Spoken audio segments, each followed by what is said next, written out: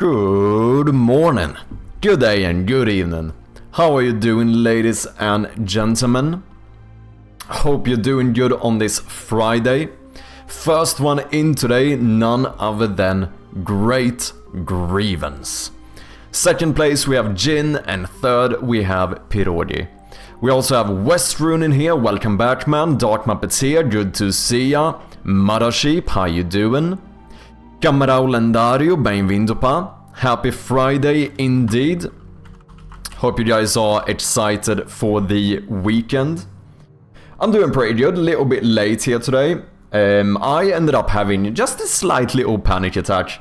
I started realizing that February, which is when the next fest is coming up pretty fucking quickly, you know?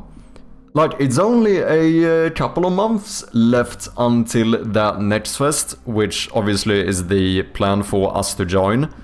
Which also means that the full release needs to, in that case, come out relatively shortly thereafter. And I don't know, in all honesty, I started fucking stressing a bit today. Too damn quick around the corner, yeah, it really is, man, it really is. And I'm starting to feel like, although I am in a pretty good position with the game, we still have quite a lot more content to do.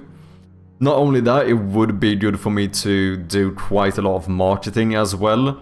I know that we're probably gonna get a fair amount extra wishlist through the next fest, but I do know that, as far as I understand it, the next fest is a little bit of like a... almost like a wishlist multiplier. Like, the more wishlists you have going into the next fest, on average, the more wishlists you're gonna come out with. So obviously it would be good to get somewhat traction going before the next fest. And yeah, overall I'm just like, fucking hell, you know, it's like what? It's like 2.5 months or something left? Barely. I think it's something like that, which is not a lot of time. It's not a lot of time. Techbox North, welcome in man, good afternoon, how you doing? I'm doing quite alright. Other than stressing about the release of the game, other than that, I'm doing quite fine. People say next fest is basically, yeah, like ×2, yeah, it basically doubles the wishlist you have going in. Do you know how accurate was that for you, Mothership? If you don't mind, of course. For anyone who doesn't know, Mothership is yet another game developer on Twitch. Recently released his game Faith in Despair, which we played on stream. Go and check him out if you haven't. Pretty accurate, yeah, okay.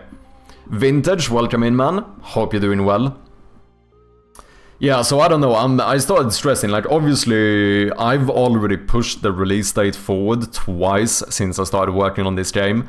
Originally I wanted to join the next fest in June, which obviously I wasn't even close to. So then I decided to go for the next fest in October, which, you know, I also pushed forward because I was like, like, obviously I had the demo ready around that time, to be fair, but I wouldn't have been close with the full game, and I think it's good to release the full game shortly after the next fest. But right now, looking at it, like, just looking at the calendar, it's a little bit like, fucking hell, I'm getting a little bit less confident if I'm gonna make it. Like, we still have, like, almost twice the amount of content to do. Quite a few rooms that I need to fill up with like decorations and stuff, just making them feel a little bit more up to par with the rest of the house. Still have a lot of like lore items I'm gonna need to add. I added quite a bit yesterday, to be fair, so we definitely have more lore documents and so on in there. And but yeah, then I probably need to make at least like 4 more puzzles, like main puzzles, so like kind of bigger ones. I don't know, I'm starting, in all honesty, I'm starting to stress a bit here, man. Now the good thing is that like, although I'm burning through my money, it's not like I need the game to be out in like, say, March. Like, I still have a little bit more of a runway. But obviously it just feels like, it would be good to get the game out as soon as possible, because it's less risky, right? Like, the more time I spend on this game, the more money I invest into it, which means that I'm gonna need the game to do better the longer I spend on it. Do you know what I mean? So it's like that balance of like, how much content do I wanna cut to be able to get it out quickly, but then is the game gonna be good enough? Is it better for me to spend an extra few months to make the game as good as possible? But then if it doesn't do well, it would have been better to spend those months working on a potential new game. You know, it's like all of these fucking questions you start getting around in your head, and yeah. I don't know. The pressure is definitely getting to me a little bit. David and Strom, welcome in. Lion as well, good to see you, man. Need to try and fit the launch dates around the other sales and fests as well. Yeah, that's a good shout. Good shout. Do you feel like adding content now is okay since you have all the systems in place? Yes. I would say that, like, in terms of adding content, like, my workflow is quite good. It's relatively easy for me to add more content. But, you know, there's still always gonna be, like, the polishing, making sure that stuff is polished enough, and... yeah, I don't know. It's still, like, I'm gonna need to basically double the amount of content I have. Now, I do have a little bit more content than what is in the demo. I do have, like, almost the entire basement and stuff is done, which you basically see nothing of in the demo. So I do have more, but still, I think for the full release, I almost need to, like, double this. So it's still, like, a fair bit of work. And then just, you know, making sure that the actual design is good in terms of, like, how you progress through the different puzzles and stuff. And, yeah. Can you delay the release until Halloween 2026? I mean, I could, technically, but that would feel a bit risky, because then I'm definitely pushing it in terms of the funding for the game, and yeah, it feels risky. I'm also not entirely sure if it's good, like, because the thing is, if I release it, if I would join the next fest even if we say I join the next fest in June, and then I do the full release shortly thereafter, there still is the horror fest during October, right? So I would still get something out of October, even if it's not like the full release or the next fest, since there is a next fest there as well.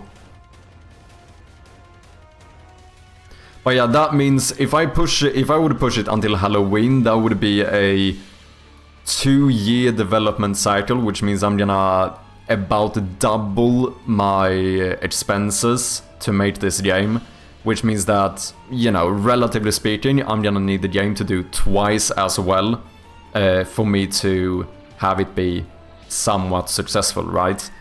So it's risky, because it's also, like, obviously this would be different if I was sitting here with, like, 20,000 wish lists, right? Like, if I had 20,000 wish lists and I knew that enough people were interested in the game, it would be easier for me to justify, like, okay, I'm gonna spend more money and more time trying to make this the best game possible. Hey, sounds very But yeah, because that would at least show that, you know, enough people are gonna be interested in it for me to kind of make somewhat of a return on my investment. But right now we have, like, recently broken 1,000 wish lists, which is like, it's really good. I'm very happy and proud of hitting that number, but, you know, let's be honest here, like, it's not any, like, guaranteed success type of numbers, right? Mr. Castle, welcome in. Flawless. Lupo, good to see ya. Sharpie stressing is the right response, but you got your plan together, you're thinking about it all logically, so try not to let yourself feel too concerned about it. Yeah, I think what I need to do is actually make a little bit of a proper guideline of, like, how I want the flow through the game to be, and then just start, like, successively getting through making the content I need. I think that's what I need to do.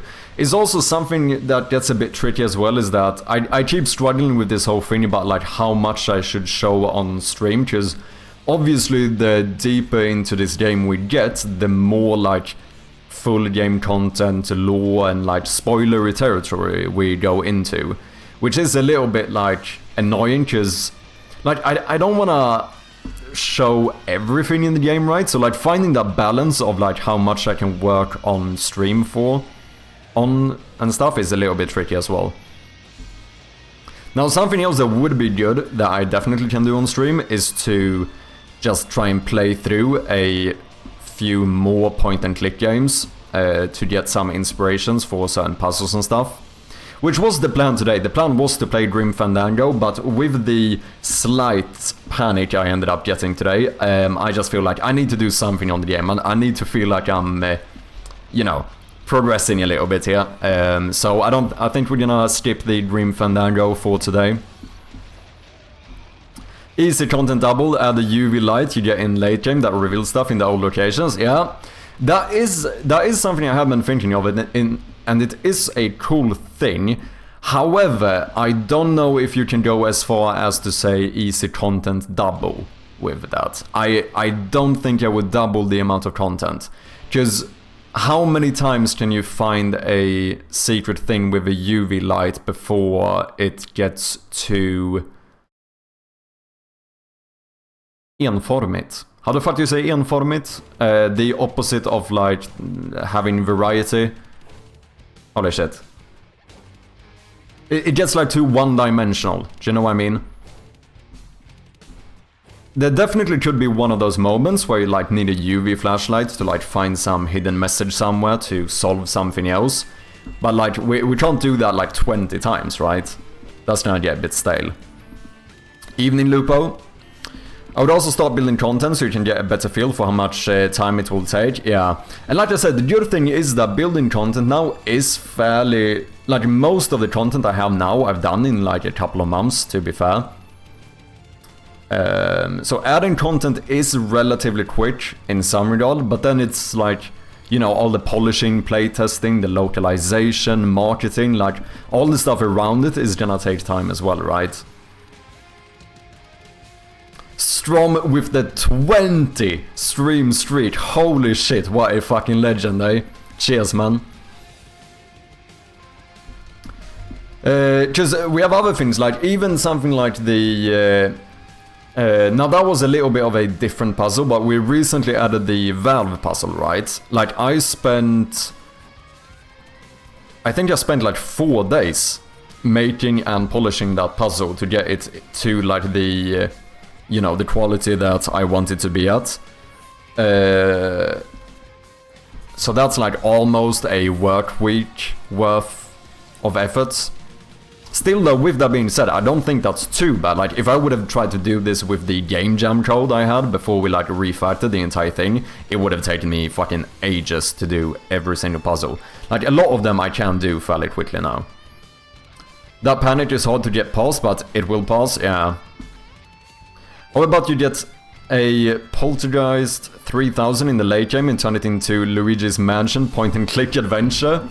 I'm not sure I know what that... Wait, is that the one where you get rid of ghosts? Is that what that is? I know of the game. Yeah, I think it is. I haven't played it, but I have seen a little bit. I think I might have seen some speedruns of it, to be honest. I gotta say, I locked in content/features 1-2 weeks before launch, so I cut content but made sure everything is bug-free and as polished as possible. But I'll do a post-launch patch. Yeah, I think that's the thing, because I don't wanna... Like, I want to have enough times to bug fix and polish up the game. So like, it would be far too risky to sit there like 2 days before release, still adding the final content, right? Yeah, would get too repetitive? Yeah, I think so as well, with the flashlights. It's certainly a cool mechanic, and I think it's something that we potentially could add, but yeah, I don't know about it doubling the amount of content. I think we can only get like so much out of it. Wakacha, welcome in. We can do anything you want 20 times. As for spoilers, I'm impressed you hide stuff already. I'd have a caveat for the stream saying you will see spoilers. Yeah, I might have to do that towards the end when I really cannot work on stuff without spoiling anymore. Now there's still like enough things, and like some stuff I'm fine with. Like, obviously I showed you the pipe puzzle we made, right? Which you could argue is a spoiler because there's something you're gonna know comes later in the game, right? But that one is fairly like insignificant because I'm gonna have enough variety in it that it's not certain you're still gonna know the solution even if you saw me make one of them. And so like some stuff like that I'm kind of fine with doing. It's more so when it becomes like too story related, or if it's like, for anyone who's played the demo, if I would have made like the entirety of the safe puzzle, like the whole solution for it on stream, like that would have spoiled that solution completely for a lot of people. But obviously I still made like... No, did I? No, I actually don't even think I made the safe on stream, did I? Now that I think of it. I think I was going to say I still made the safe on stream. I probably could have, like, if people knew there was a safe in the game, I don't think that would have been the end of the world. But that one I actually think I did off stream.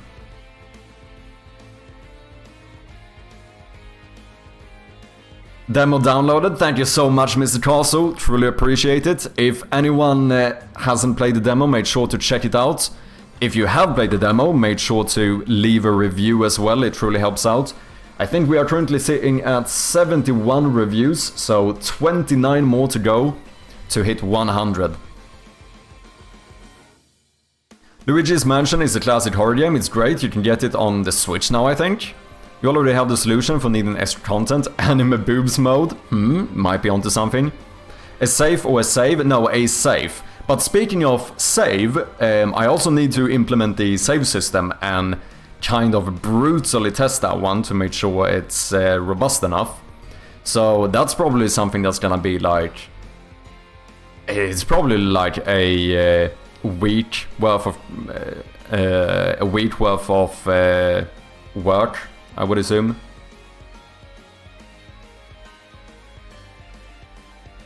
I really love Big Pixels too.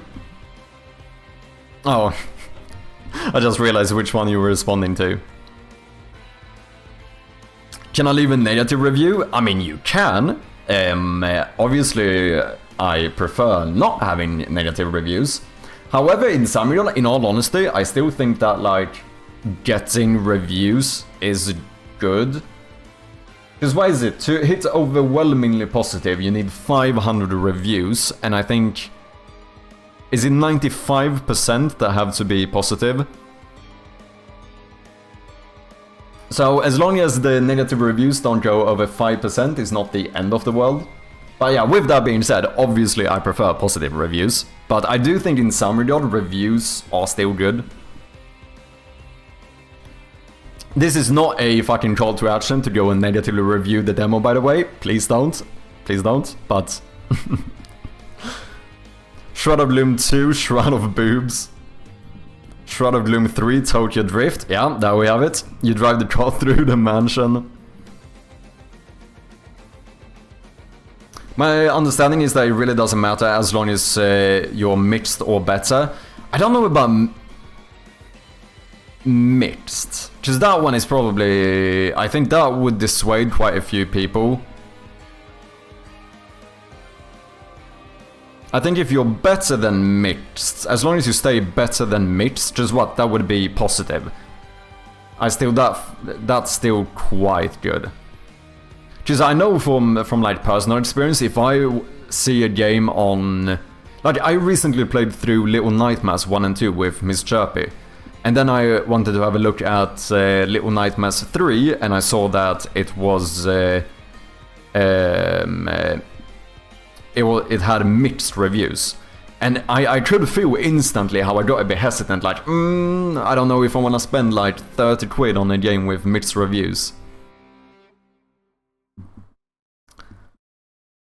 Devs often add too many things to the game, also known as feature creep. For me, it's the other way. I start with too many features and start removing them one by one when reality hits. Yeah, I mean, I've done that in some regard as well. Like, obviously the battery system is a pretty big one of those. where it was something I later on realized that I think is just a unnecessary feature that complicates stuff. And it's possible that there's more things I have been starting to consider, like the light bulbs, for example. I don't know if I need them. Just people expect the light bulbs to have something to do with like a puzzle, whereas it's just a fun little thing. So I don't know if I'm like breaking expectations too much there. Shroud of Gloom 4, Revenge of the Flashlight. Oh, it's mostly positive after mixed? Yeah. Yeah, I think as long as you have the positive word in there, I would be fine with it. I think it's when it goes down to mixed, I feel like that could start dissuading quite a bit more people. Of course, you know, the better rating you have, the better it is, of course. Like, overwhelmingly positive does look pretty nice.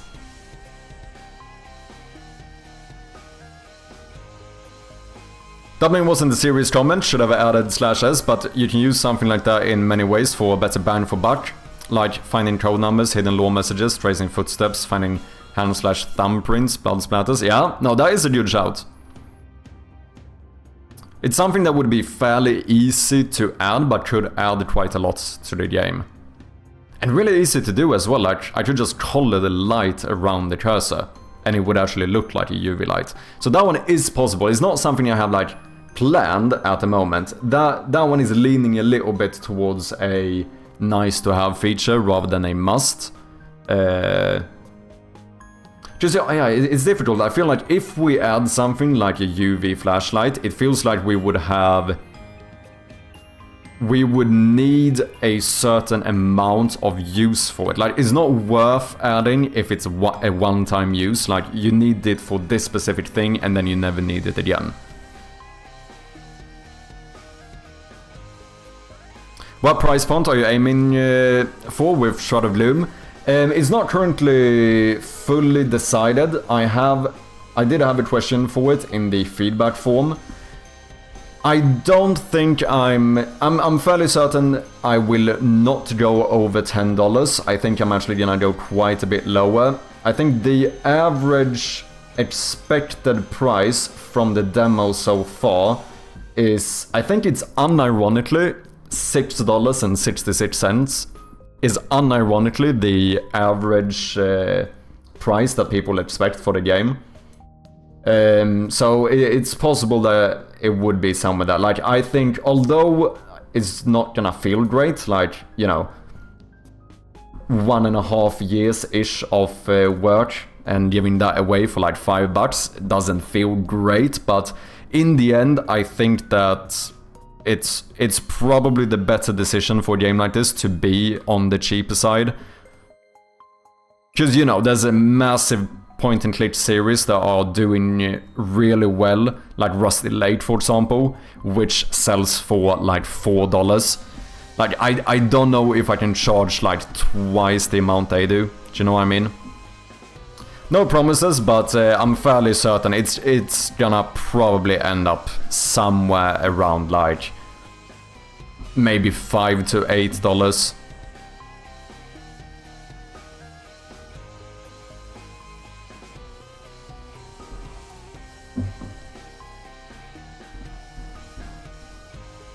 Play Reanimal instead of Little Nightmares 3.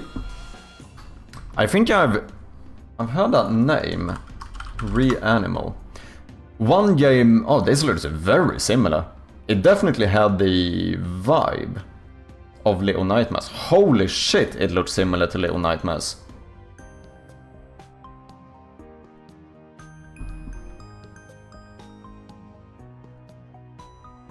This feels incredibly similar to Little Nightmares in like art direction, vibe, theme and everything.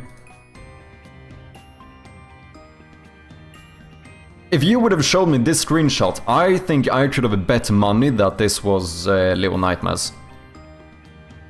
Holy shit, that's a lot of followers though. How? Why?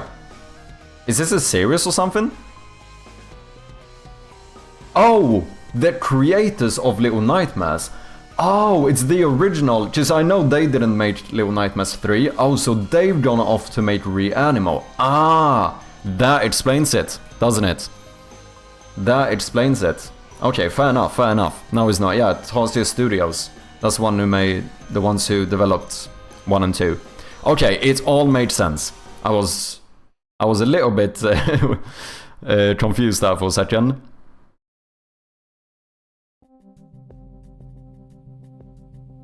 I expected the choice of where I put the light bulb to reveal something different in the rooms. Yeah, I think that's the thing I meant with, like, it feels like I'm breaking the expectations a bit too much there. Where, since it's a puzzle game, it's kind of natural for people to expect everything to be a part of a puzzle. Or at least to give you something, so that's one of the reasons why, unless I make it a part of a puzzle, which I think could be too tricky, I'm not entirely sure if I am going to keep the light bulbs.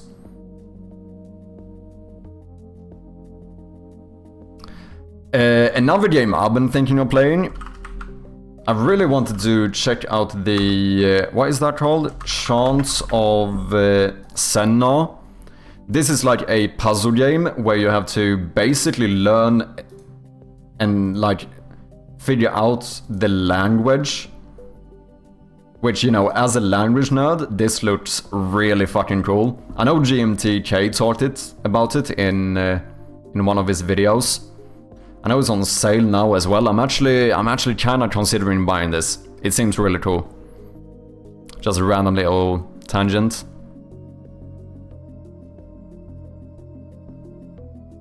I also liked making the choice, unless there was no choice to be made and I missed a light bulb. No, right now technically there's a lot of choices, because you can also break the light bulbs, so you could technically use it in any room that has a light. Except for the main hall, because you can't see the lights in that one. But yeah, it doesn't... So there is like choice to it, like where you want the extra bit of light, but it doesn't really do anything. Especially not since I removed the batteries. Like the plan initially for the light bulbs was that it would be a way to save battery. Like if there was a room that was had like a particularly tricky puzzle or something, you could have saved the flashlight's battery by changing the light bulb instead. But obviously the battery system introduced some other issues.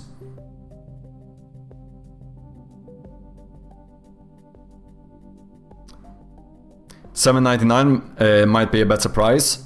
Yeah, the thing is that I did look at Repos, a fairly similar game. They sold for almost, $7.79, but that's euros. So that's probably $7.99. And they did reasonably well. Very similar, like a 1-bit pixel art game in a classic genre. This is not point and click, it's more of a dungeon crawler. But I don't know. I've heard some theories that potentially why this game didn't do even better could have been that it was maybe priced a little bit too high. So I have thought about potentially wanting to stay below this price.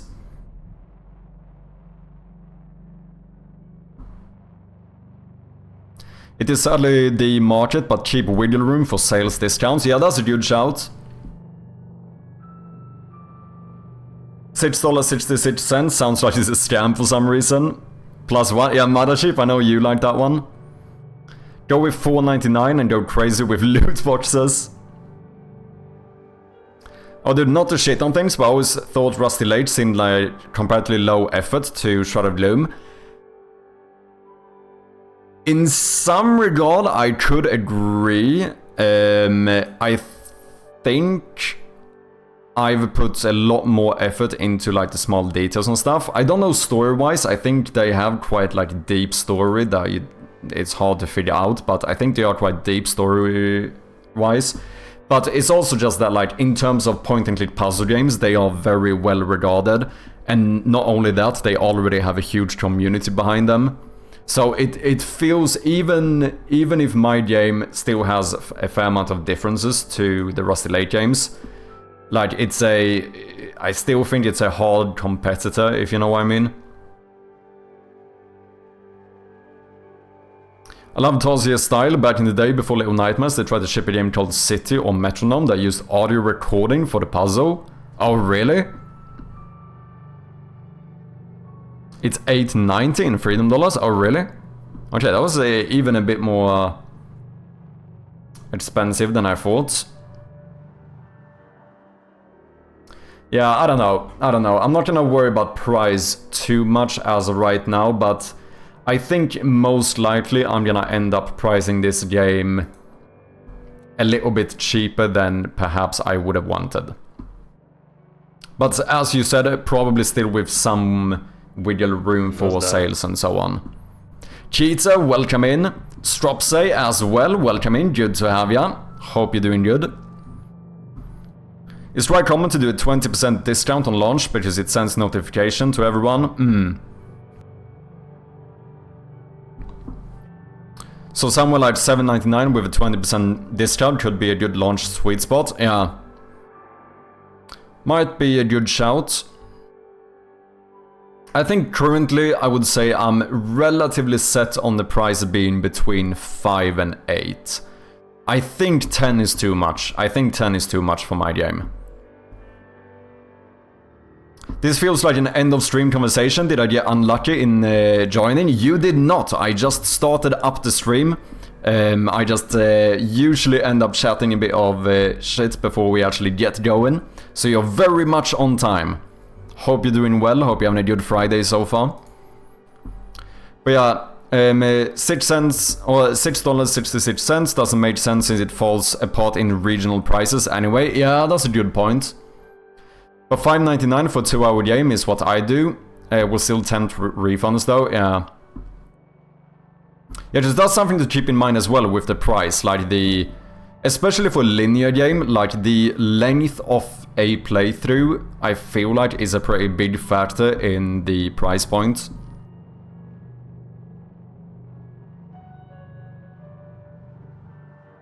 I'd gladly pay up to $15 myself.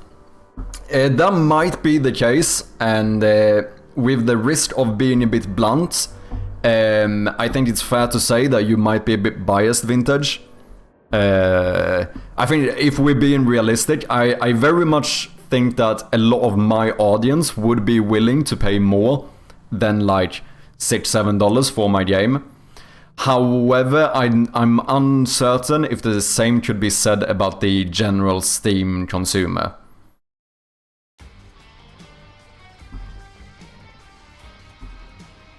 This few, I read that one. Ready to pay €8, and if you had those anime boobs, I should pay 15. So you code games? I do indeed. I've been developing games for a couple of years now. I went full-time about 1 year ago, currently working on a point-and-click horror game, which we just released the demo for, so if you're interested, you can check out the demo on Steam. Why not have 2 versions? How do you mean, Wakacha? What do you mean in terms of 2 versions? Do you mean one with anime boobs and one without? I'm always a bit suspicious about the refunds arguments. The people that want to blitz a game and refund it will likely find another way to play the game for free if they can't do that, yeah.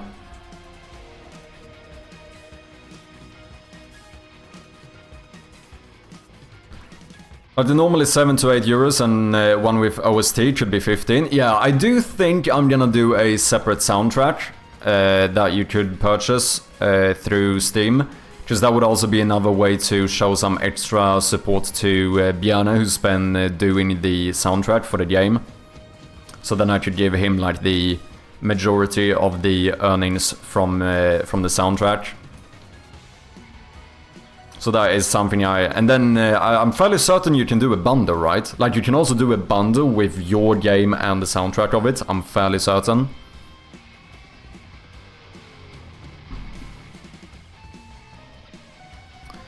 My recent launch humbled me in that regard. People test it, play one run, think it's too easy. The tutorial and refund, I have 12% refund rate at the moment.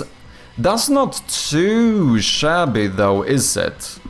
Isn't like the average refund rate like almost 10% or something? I could be mistaken here, so take it with a grain of salt, but...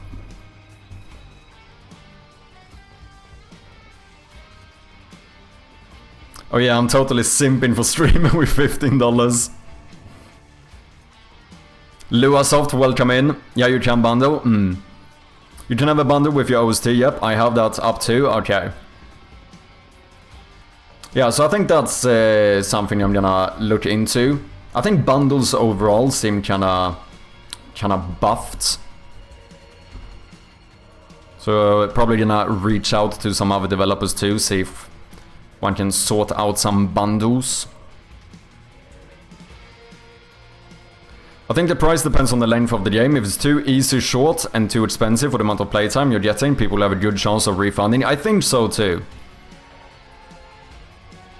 I think it depends, right? Because it can't be said about all genres. Like if you're making a roguelike, you can't really take playtime into account, right?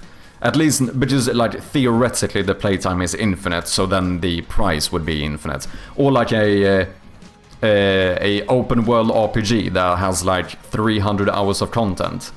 Like you can't take my game's price and times it by 300, right? Because that would still be too expensive. But for these like short linear story games and stuff, I definitely think that the playtime is a pretty big factor on the price.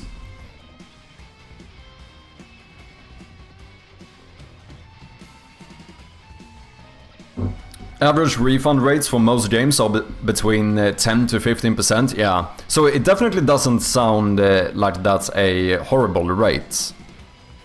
Of course we always want the refunds to be as low as possible, right? But like realistically, every game is gonna have refunds, right? Because in the end they are subjective. Not everyone is gonna like everything.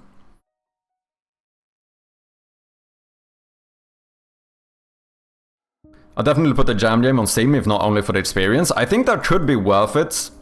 Like having the... like just the knowledge and experience from having a previous Steam launch, I think is a pretty big advantage. I did think about it for a little while, turning Memento Mania, one of my itch games, into a Steam game just to basically get the experience, but in the end I decided against it because it's gonna take more time than I think would be necessary for me.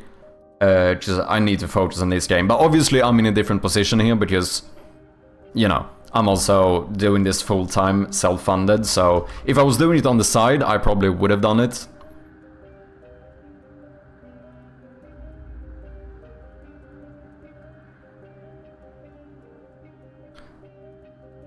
Just made code that after the players play 2 hours, they will see anime boobs, 0 refunds.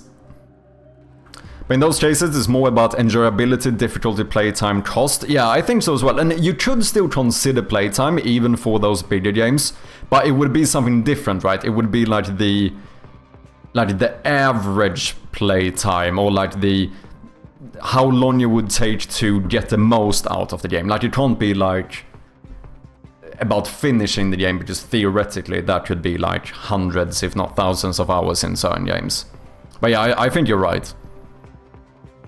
Luasoft with a 7 stream streak, let's go. Cheetah with the 20 stream streak, absolutely crazy, man. Wakacha with a 10 stream streak as well. Cheers, guys. Do very much appreciate you turning up here.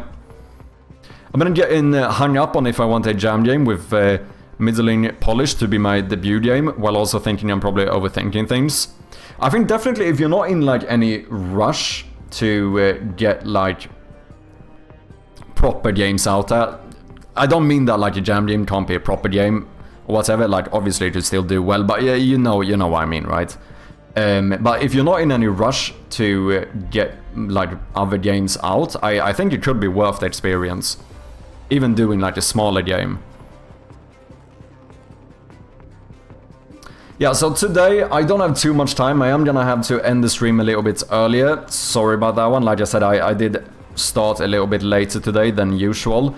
But I think we're gonna see if we can maybe sort out one other little brute force-ish type puzzle that I've been thinking about. Somewhat similar to the recent pipe puzzle we made, which I actually think turned out pretty good. So far I'm quite happy with the pipe puzzle we made. Stropsay, thank you very much for the follow. Appreciate ya. I mean, learned nothing about making games and a bit too much about this streamer's audience and their obsession with anime boobs. I have to leave for a bit. Instant follow though. No worries, man. Thank you very much for the follow and thank you for dropping by. And I hope to see you another time, Stropsay. And if nothing else, have a great weekend, man. Your game is not proper, cancelled Sherpy 2025. That's not what I mean, you know what I mean. Shut up, man.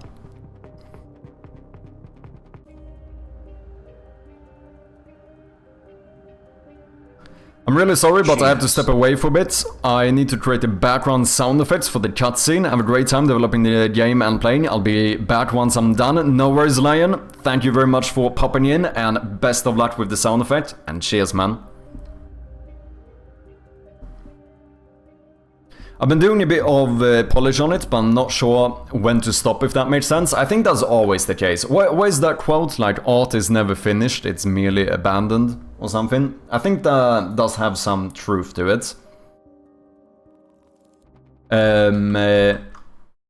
So, is it the incremental game you're doing? Vintage? Okay, so, what I'm thinking, guys, is that we're gonna make some quick art here. I'm thinking about making a puzzle relatively similar to the Skyrim dungeon doors. Basically, I think we're gonna have like a few circles or whatever that you need to turn into the correct position so everything lines up, and potentially make this into a bit of something that requires a bit of collecting. So maybe you have to find like 4 things, you pop those into place, and then there will be different like routes through here that connect. So once you find those things, you now have to, you can now turn the different discs to like connect this stuff correctly. Does that make sense? So it's not gonna be like a big old thinky puzzle. I think it's gonna be fairly easy. It's probably one of those you're gonna be able to complete in like a minute or so, if you disregard the collection part of it. But I think it could be a nice little thing to have. So I wanted to see if we potentially could make some art for that and see if we can at least prototype it. I want to do this. Maybe, I think I want maybe 5 discs or something. So it's not gonna be entirely like the Skyrim puzzle. Here there's like 3 symbols. I'm thinking about making this a little bit more like with pathways. Like each one have something that connects here. And then this one might be misaligned, so you know, it's gonna have some route going like this. And you need to turn it until it connects or whatever. Sounds cool. I think it could work. The only thing I realized is an issue is that if I start perfectly in the center of each one, then there's 4 correct solutions, right? Because the outer disk will always be connected correctly to the starter points, right? So to make it a little bit harder, which barely is going to be true, I still think this is going to be really easy. I don't really know how to make this more difficult, but I'm thinking about having it so that some of these might be slightly misaligned. So maybe like this one and this one is straight in the center, but this one and this one leans a little bit to the left. Just then there's only 1 correct position for the outer disk, which means that there's only gonna be 1 correct position for the inner one, right?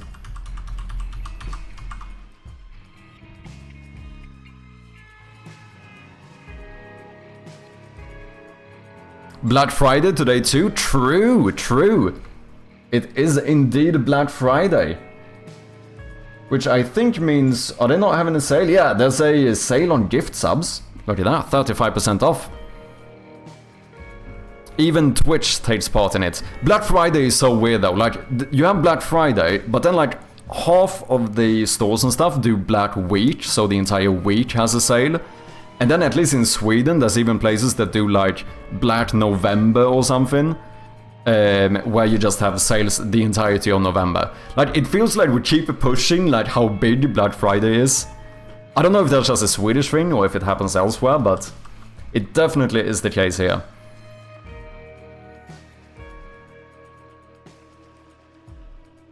That's always hard to say, yeah, but you should set yourself a deadline and then polish until then, forces you to make decisions. Yeah, I think that might be one of the cases where a deadline can actually help you out quite a bit.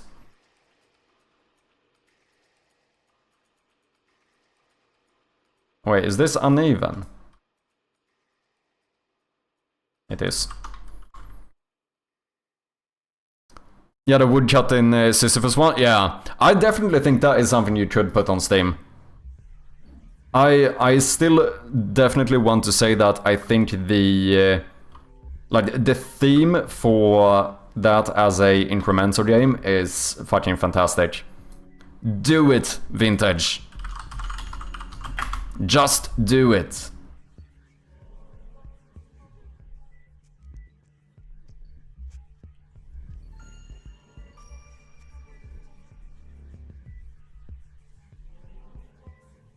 Okay, so that should be fully centered. And then I want like 5 discs. What did I do? Should I... Like, how much do I want to drop in size? I'm not entirely sure. Will it be lockpicking themed?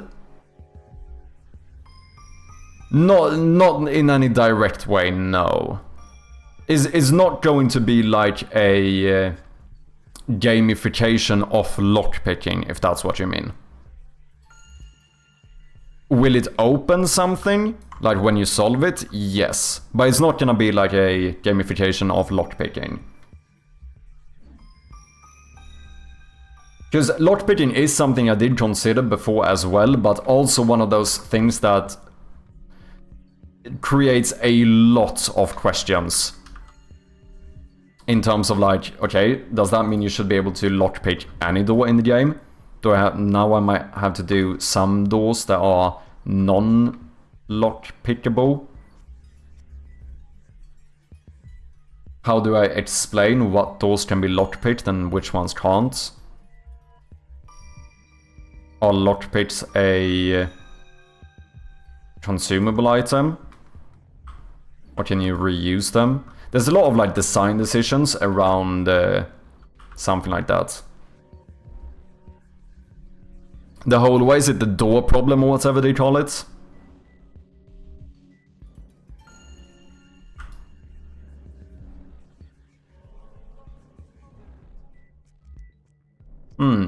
I think this could work. Okay, so this is not a disc, that's the center. So we'll do 1, 2, 3, 4, 5. That is probably fine. So what, we go up with like 20 pixels on each one. Is that what I did? So this would be 70. That looks correct. I think that could work here. Oh, I probably need to...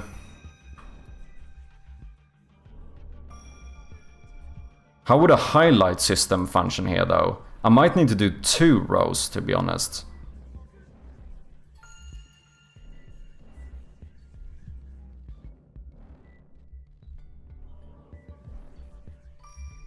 Because when you have a disk, we would like to highlight both the inside and the outside. But I can't highlight this line if it's part of both of them.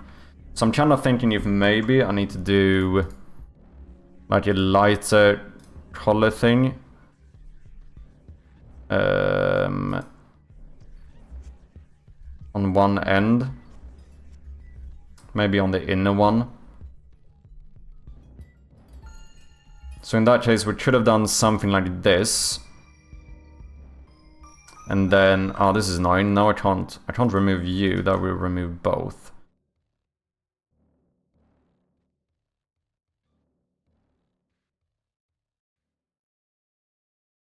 I mean, or I just do it fucking manually. So this would be, what, 72? Is that correct?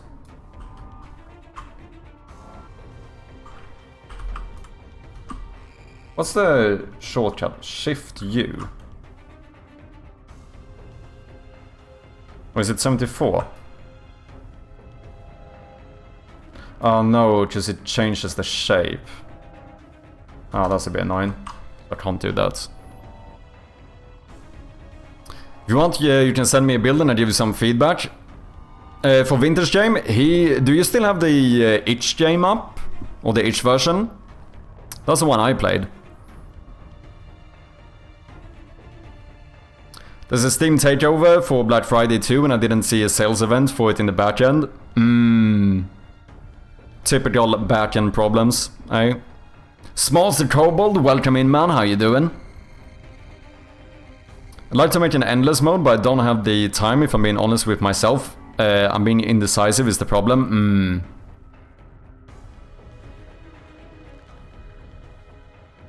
I mean, if you wanted to do it very low effort, not saying that this perhaps is the greatest thing, but if you still want to support in case there's someone who does want to play it endlessly, you could just go simply number go up.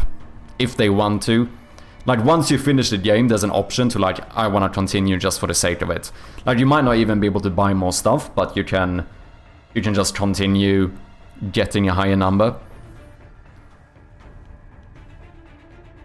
How many places / times will you use this puzzle? Once. It will be in one place in the game. I'm very hesitant in general to reusing, like, specific puzzles. Did I fuck this up? No, I just misaligned that one. Okay.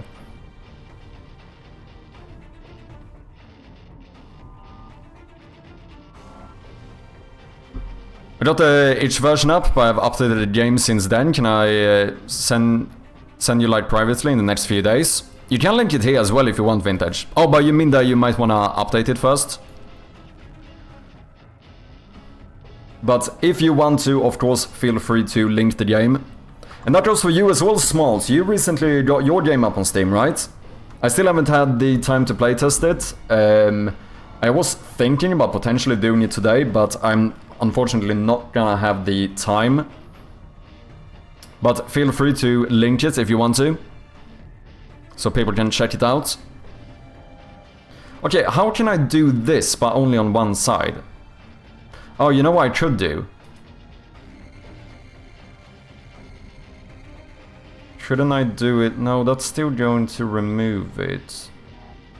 Okay, I have to do one side at a time. Is that really what I need to do? No, just then you're gonna add on top of this one. There must be a way of doing this easily. Oh, I have an idea. I can do this afterwards. I can fill in the part where I don't want it. So I just get the outside and then continuously add more and more as we go out. Easy peasy.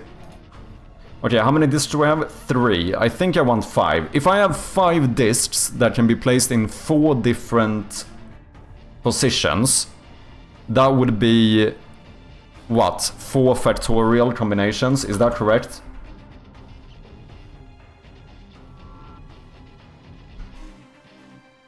I think so.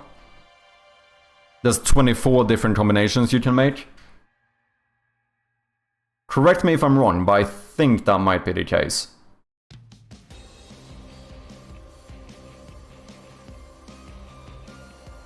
Right? Math. Anyway. What did I do? 70. So next one should be... Next one should be 90. We added 20 on each one, right? I could make them bigger as you go out, but we are a little bit limited on size, so I kind of want to see if this makes sense or not. 1, 2, 3, 4. So this would be the last one, which would be 110.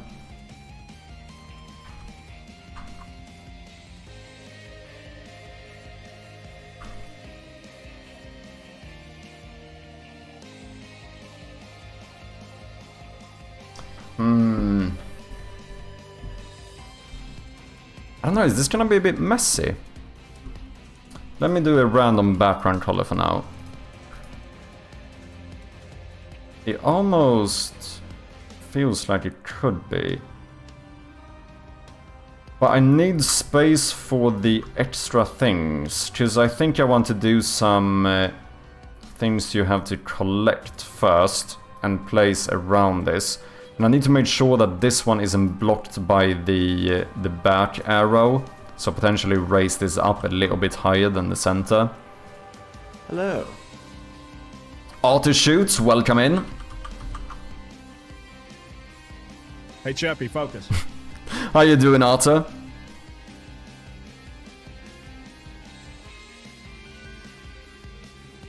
Making a dartboard? It kinda does look like it. I don't know if... I haven't done any test art for this, so we'll see if we can make this work. But I think I had an idea for how I could... Let's see here. I want each one to have a outer grey. That would be the inner part of this. I don't know if I should just do this manually so I get it on the right layers. Because otherwise it's...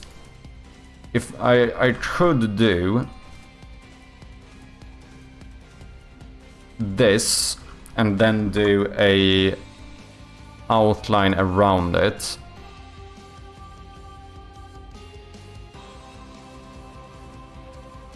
And now I'm still gonna need to separate that layer. No, it's fine.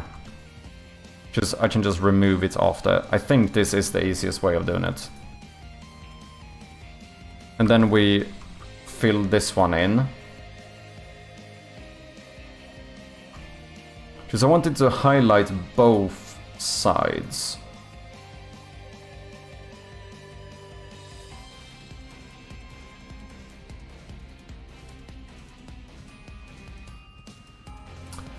Maybe.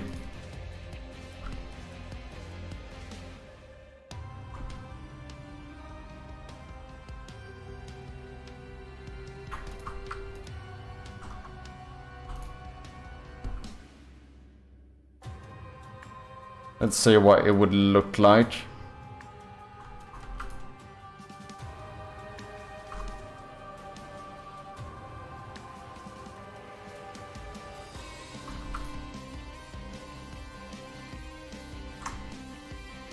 I don't need on this one. That's the final one, isn't it? 1, 2, 3, 4, 5. Yeah. Maybe. Let's see if we can get a background here.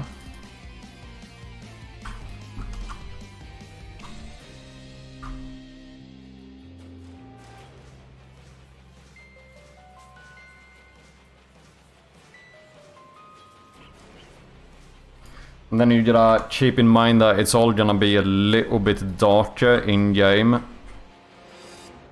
Because I slightly changed all of the colors.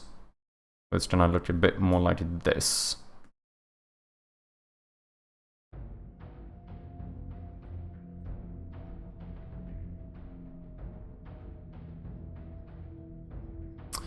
This could get messy. So yeah, for anyone who doesn't know, I'm basically thinking of making a little disc spinning puzzle type thing. Similar-ish to the...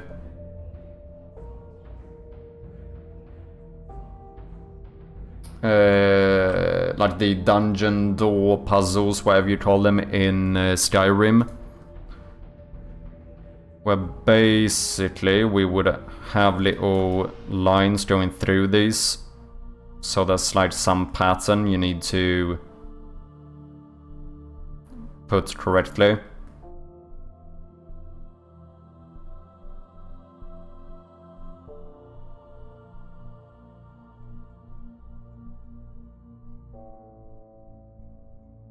This probably isn't gonna be red by default, but... Well, that is a good question though. Which color should it be?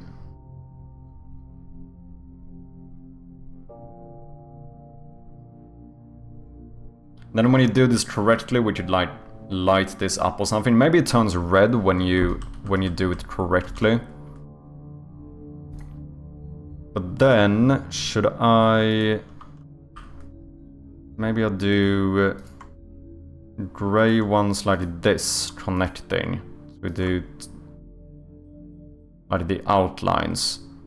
When you put these in the correct position, we fill that in with red. Maybe.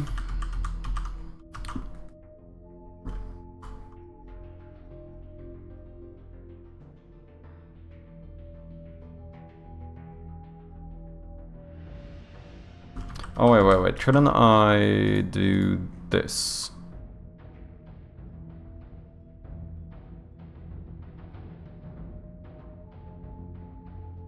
Okay, boom, and then we go up like 8.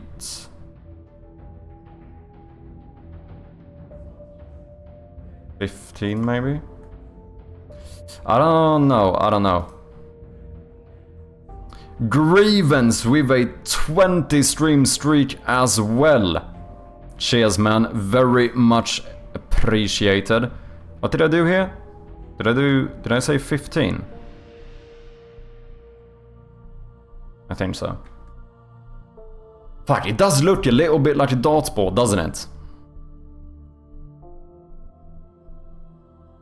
Does look a little bit like a dartboard.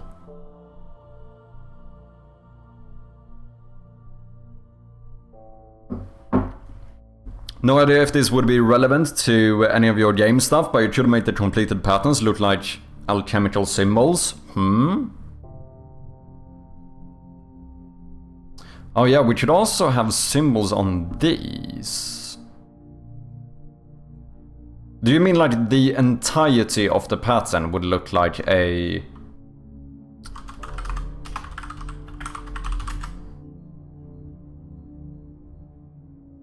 Like they would basically create more of like an image or whatever. We would need to make sure that it is not... Oh yeah, because technically it doesn't even need to connect to the ends. Yeah, that might actually be better. That's gonna make it more difficult.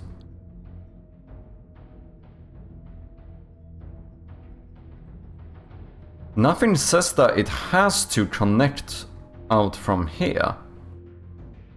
It could just be a symbol on the inside.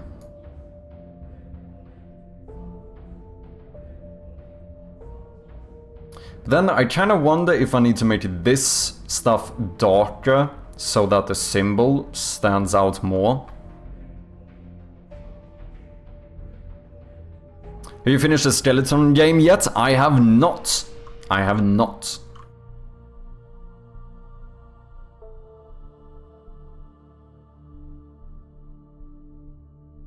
$180? What do you mean, Luasoft? Yeah, there's some cool ones like arsenic and stuff.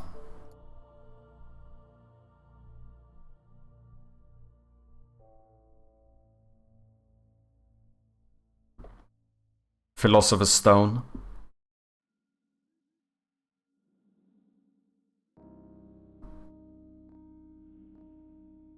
Our question is, if it doesn't connect, how do I make sure... How... Yeah, because it's awkward if the player completes the pattern, but then it's like lopsided when it's supposed to be this way. Because that's gonna feel like you did the right thing, but then it doesn't work. So somehow I would need to explain what is up, which could be easy. That could be just like adding a letter somewhere. Or whatever, like something that you would expect to be a certain way.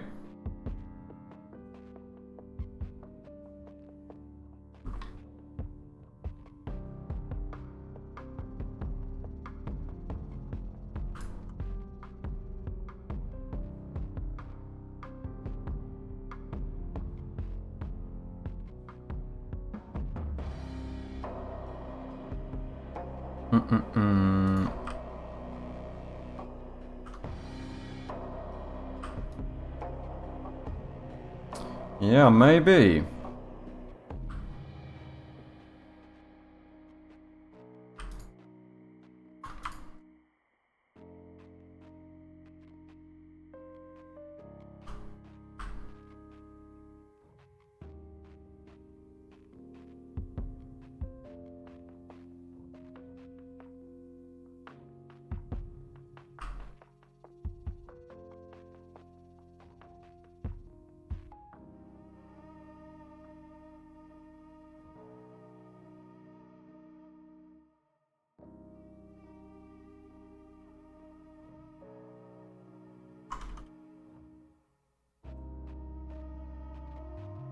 I don't really know what I'm doing here, I'm just trying shit out. I don't know if it would potentially... oh no. Look better to do a big circle around this as well.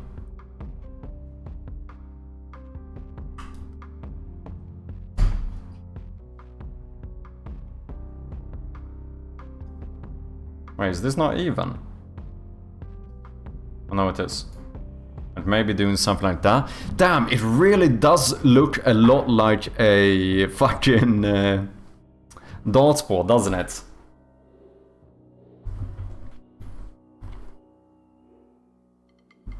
Yeah, the rings don't need to be that contrasty. I think you're right.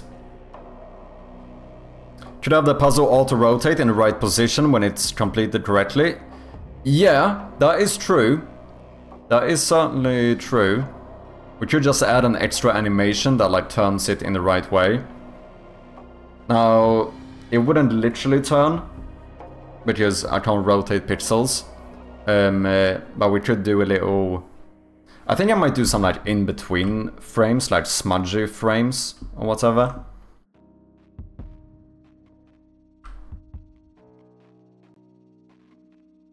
And then we have like the perfect rotations of like 45 degrees. The only thing then, yeah, because it does become, it almost feels more rewarding for it to rotate into the correct position. But then the annoying thing is that you're not gonna get that one if you solve it the correct way first. Not that that's probably a huge problem, but...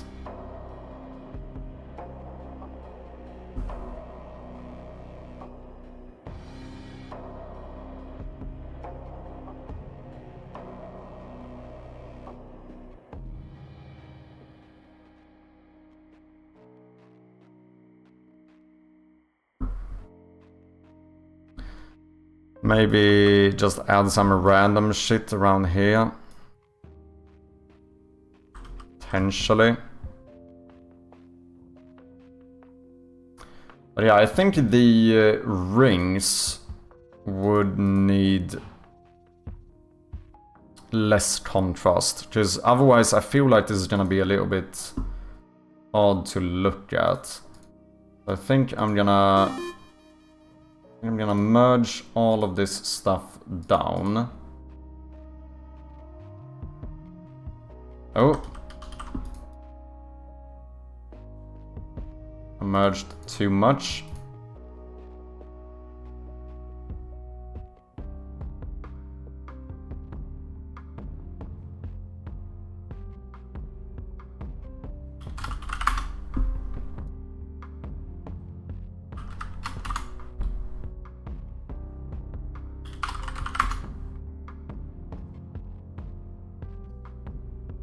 Sorry guys, we have some ads coming up in a little bit for the non-subscribers. Appreciate your patience. Coding Gree, bem-vindo man, how you doing? Puzzling, yeah, trying to see if I can come up with another kind of mechanical puzzle. It does depend on whether or not I can get like the art here to work.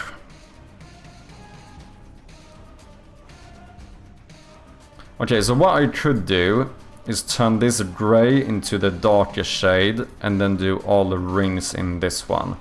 I would lower the contrast quite a bit, and then we could potentially make like the pattern or the symbol in white instead.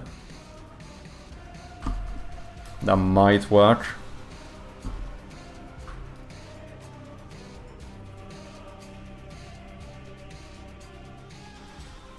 Oh no, that looks even more like a dartboard. Okay, alchemical symbols. What do we have here?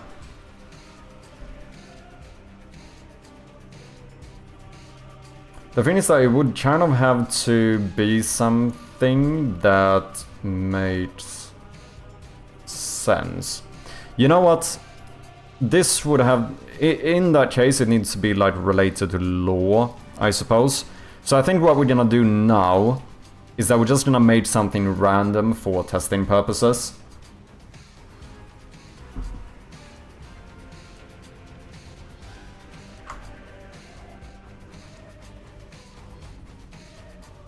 They won't be rotating smoothly though, will they? I'm thinking about doing in between frames. So basically, say that frame, like the perfect formation is going to look like this, where we have our symbol. That's like when you've solved it, everything is correct. If you rotate this, what I think I would do is potentially add like 1 or 2 in between frames. So that when you say that you move this disc, what we would do is have a little smudge thing. Fresh meat with the raid. Welcome in, man. How you doing? What have you been up to? Anything you want to share? Anything you want to show? Let me know. Do I follow you? I don't think I knew you streamed. Let me throw you a follow as well. What have you been up to, Fresh Meat? Have you been developing games as well? For anyone coming in, if you don't know me, I go by Mad Chirpy, and I'm working on this point-and-click puzzle horror game. In case anyone is curious, you can check out the demo on Steam as we speak. Currently trying to figure out a new little puzzle here. You have to lock in the chevrons. Oh yeah, so with the rotating, like, say that we have some, we have like an S here. Obviously I can't rotate this entire disc perfectly, right? Because then we're gonna get like rotated pixels. It's also like probably too much work to hand make each one. Maybe not, to be fair. Because otherwise what I could do is just like do like a smudge in between, and then we played that one in between the perfect ones, so you still get like the feeling of motion. So if you have here and you click once to go to the right, then we do smudge frame, and then we just rotate this 45 degrees perfectly. Oh, but wait, then I need to rotate the smudge frame as well.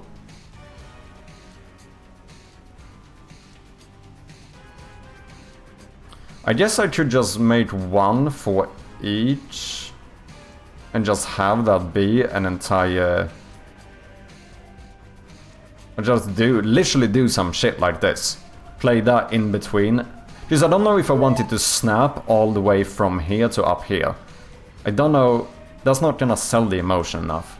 But it does depend a little bit on the actual symbol we do.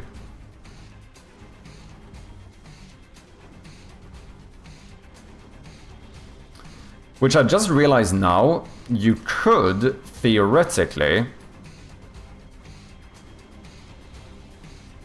do something where you have to align like individual symbols correctly. Like, it doesn't necessarily... That would probably potentially make it more difficult. Then it could actually be a proper puzzle. Because otherwise what you do is just have like an actual complete image that you have to form. I'm good, thank you. No game dev today. Today I was working on a commission. Hockey card collection catalog in Excel. Ooh, nice, man. Hope it went well. Gotta make some food things to stuff my mouth full. No worries, Fresh Meat. Thank you very much for the raid again. And enjoy your food things. Okay, I think no matter what, it's going to work the same. So I think we could just do some placeholder pattern for now.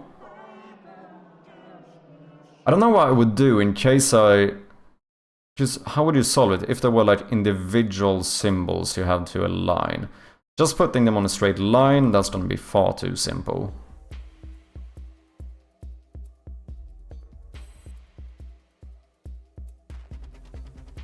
Also, if I do want to make the initial position obvious, I could have one connect from one of these.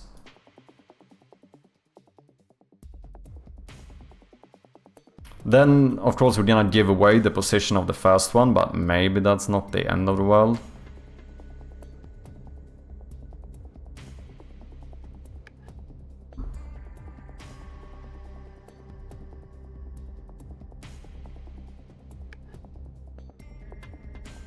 You could just do one of these, like, this is kind of what I was thinking about first, potentially doing some little maze thing. That's to connect correctly. Is this a darts board? It's not, but it is turning into a problem because it does look a lot like one. And I don't really know how to fix that. I mean, I think when we add whatever is gonna be on here, potentially do some decorative stuff around it, that could help. It's supposed to be one of these, like, sliding circle puzzles of some sort. Well, obviously I'm not entirely sure about this. This is kind of prototyping the puzzle. But basically something kind of similar to the dungeon door things in Skyrim, if you know what I mean. Where maybe what I'm thinking here is that you have to go around, solve puzzles, and maybe collect 4 things. Once you've connected those, you can start spinning these rings to like form some perfect symbol. Once you do that, maybe like the center lights up and then something unlocks. Something along those lines is kinda what I'm thinking.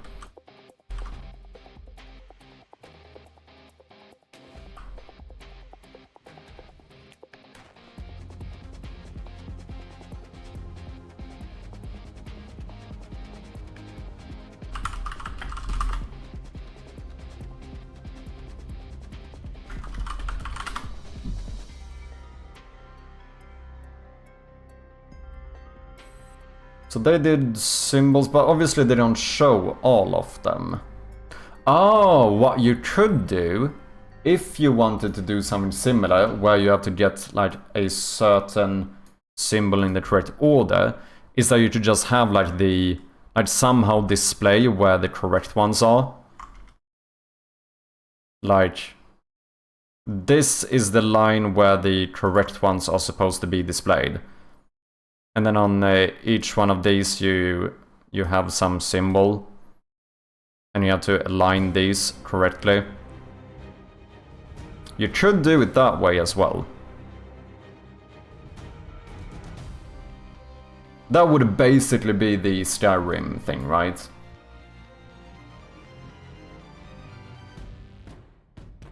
Oh, but is that going to be... No, that's not going to be an issue. I was gonna say, just I don't know if I can have this be brute forceable.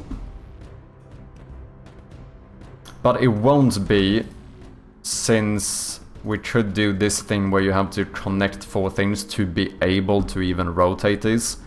Like, if you can't rotate them at first, then it doesn't matter if you theoretically could brute force it. Does anyone know another game that have some similar locking mechanic to this? Oh yeah, they did it where you had to align them correctly and then you need the item. But I think I want multiple items here. So you would have to collect multiple of a certain item, which each one might be hidden behind a puzzle. And then once you connect those, you can start moving the discs.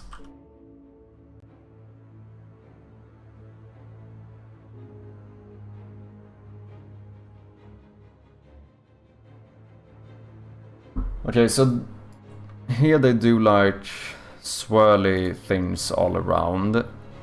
definitely gives you more of that ancient vibe, which, does that work here? It could. Because I think maybe we could get rid of a bit of the dartboard feeling if we had some pattern stuff going around here. Maybe.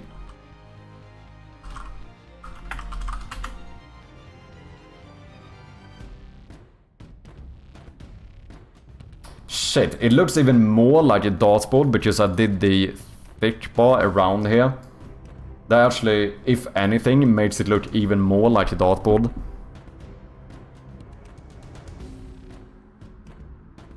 That is a bit annoying. Like, really, all I'm missing at this point is just, like, turning this one red and doing a few of these. We have a fucking perfect dartboard.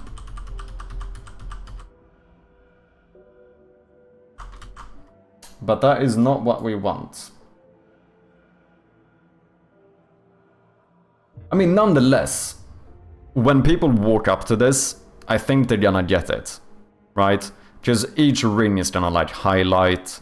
I think it's gonna be fairly obvious, like, what the puzzle here is.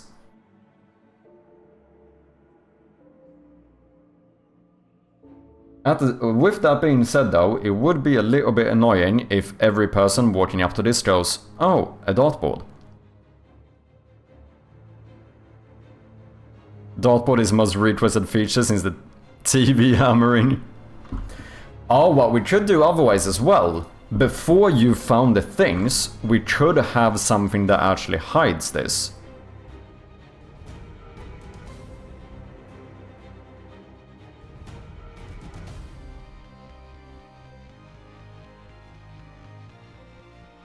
So, like, maybe you actually... Maybe the first time you walk up, you don't even see the rings.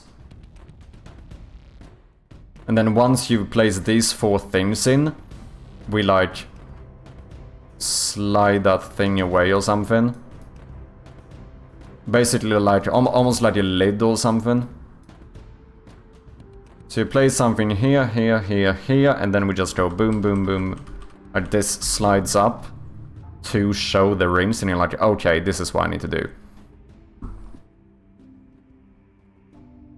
You won't look like a dartboard if there's actually something on the rings. Yeah, I think that might be the case as well. How you doing, Harry Chats? Hope you're having a good Friday so far. Yeah, it's smart to hide things the player can't meaningfully interact with yet. Yeah, to prevent red herrings. Yeah, that's a good shout as well. Yeah, just the issue is that otherwise what would happen is that the rings would be interactable, but as soon as you click on them, it's gonna be like, oh, this doesn't seem to work. And then you realize that you need to, like, you know, find these things or whatever. So maybe it is better to, as you said, kinda hide this. Okay, let's just do something. Let's see, overlay.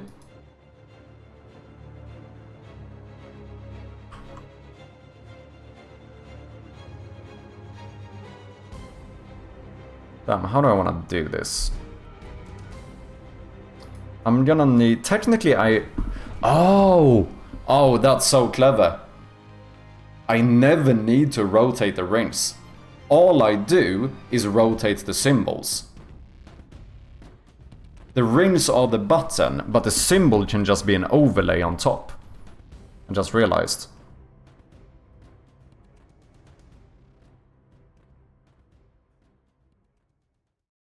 I might do that. I think that's gonna make it easier for me. Okay.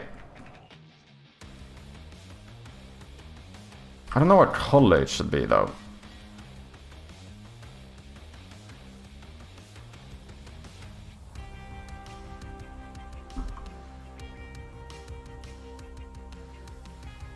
The middle one is not gonna be interactable, so that doesn't matter.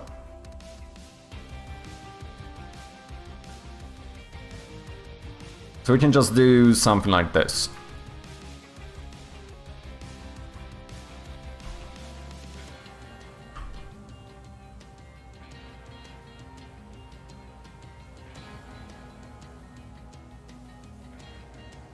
Why not 67? No. Or 67, is that it? Okay, let's... I'm gonna try this, fuck it.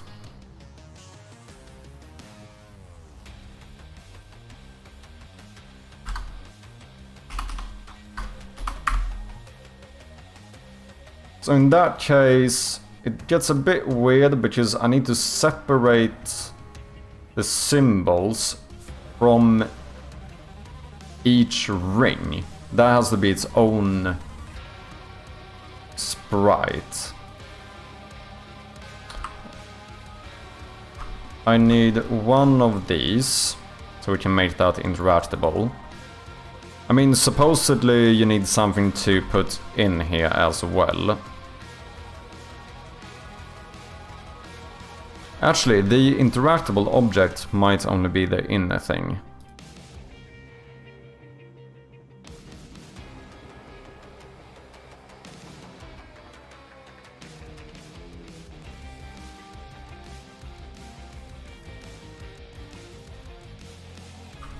Let's say that you need to play some fucking gem or something in here.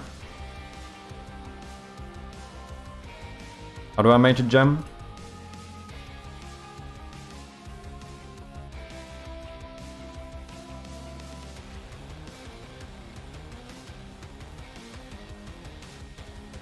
No. Oh, we do a small... We do the same thing, but smaller. On the inside, maybe.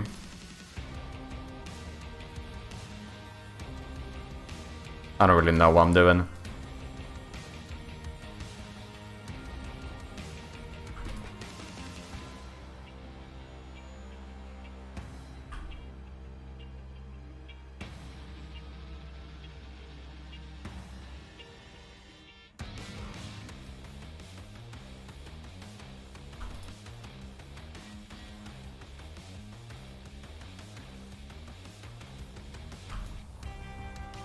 Maybe.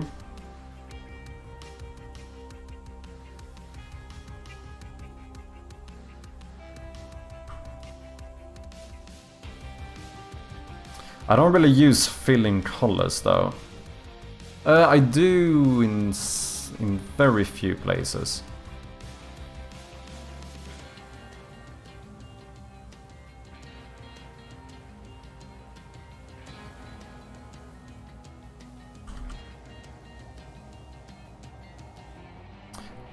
I might try that. And then this is gonna be a bit tricky. I might actually need even more space for this. Yeah, there's no way I'm gonna be able to fit all of this. Let's make you wider. Because I would need to basically separate each individual ring.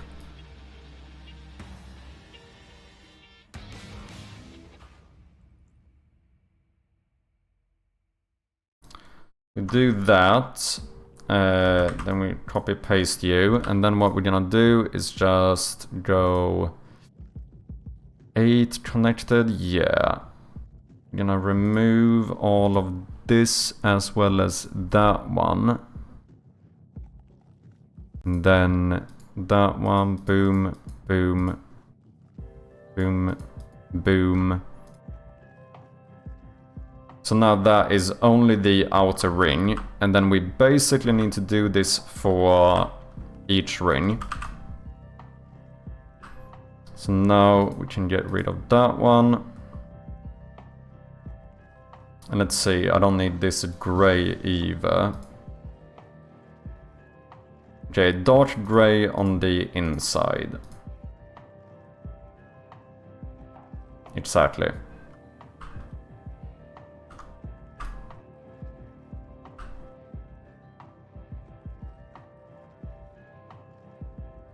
Now that's the one I want, so we take away that, boom boom. Yep, 1, 2, 3, 1, 2, 3. Why do I not just copy the new one instead? Efficiency? No, thank you.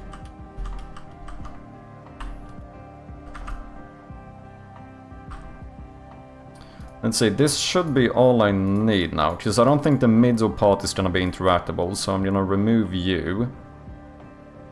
Oh, but that one...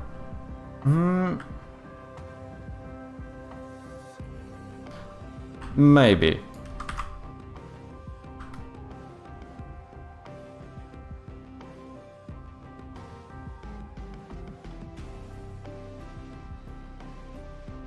Okay.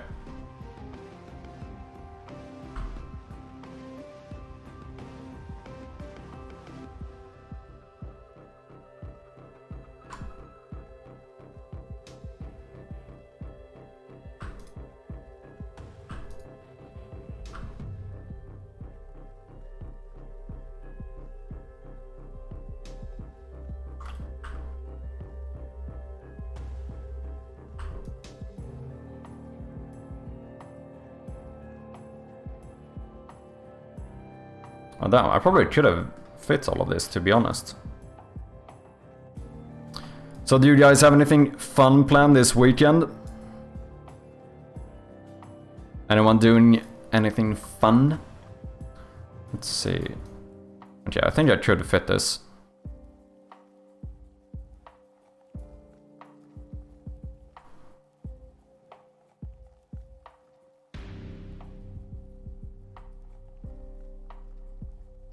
That's overlapping though.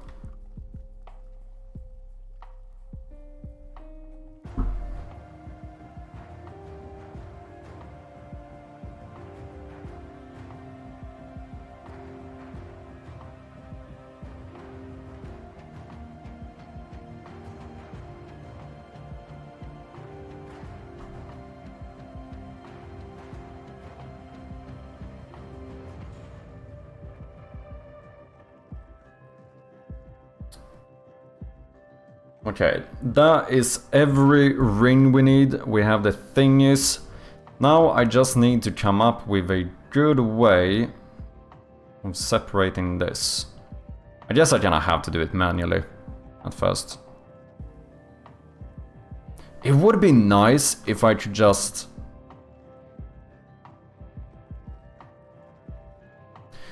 Is there no way in Unity? Can I cut out sprites that are not squares? I don't think I can. I don't think I can. Let's see, I might have to hide my screen here because I was working on some very spoilery stuff before I started.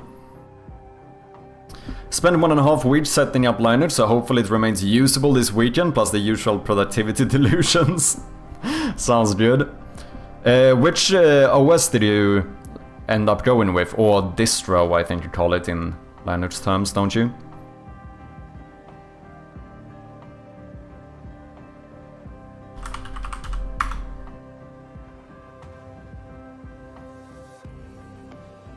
Just waiting for Unity to boot up here.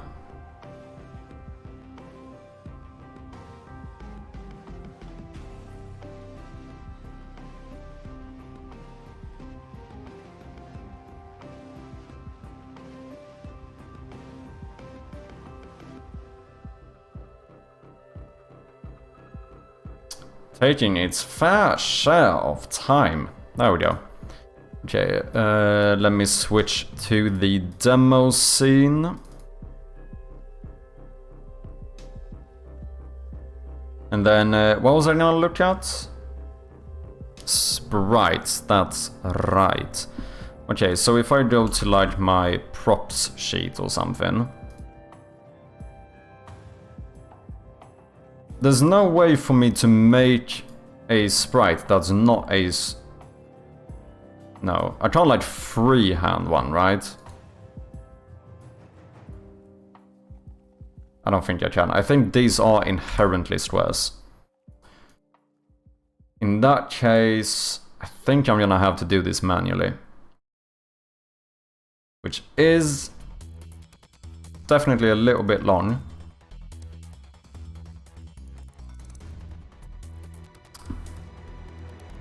Or, wait. No, I could do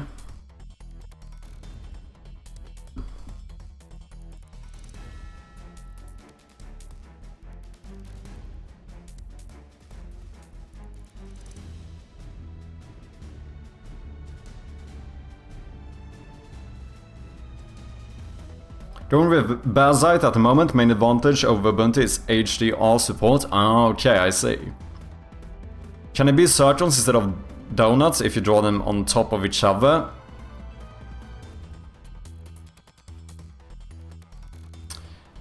Yes. They can.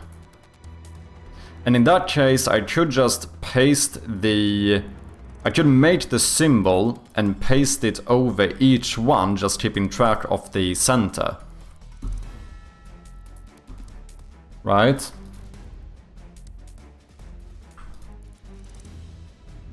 Like if we do this, we mark a center point on each one. How is it? If I... No, that's... I can't do... No, I can't get you to only align for that sprite, can I? Fuck it.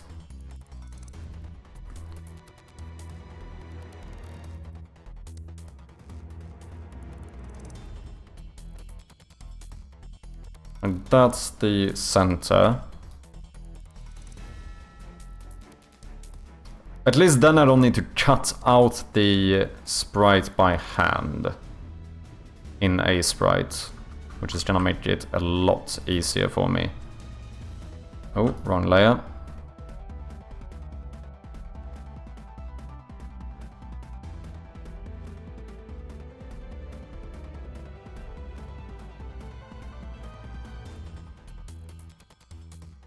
I probably do need to move the rings though, because I want to make it somewhat easy for me to potentially update whatever this symbol or thing is.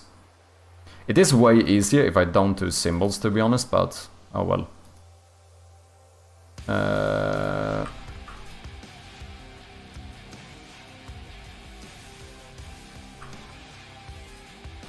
Yeah, we're just gonna mark a center point on each of these.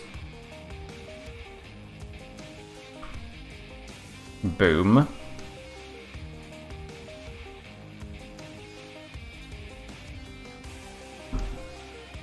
And the good thing is that none of these center points are ever going to be visible.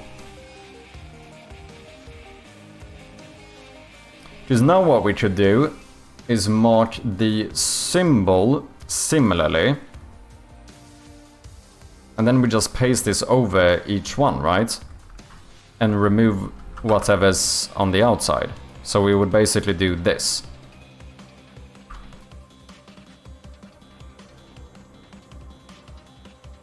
I feel like this definitely makes the workflow a little bit easier. So this is the only issue, but I could just do them one at a time.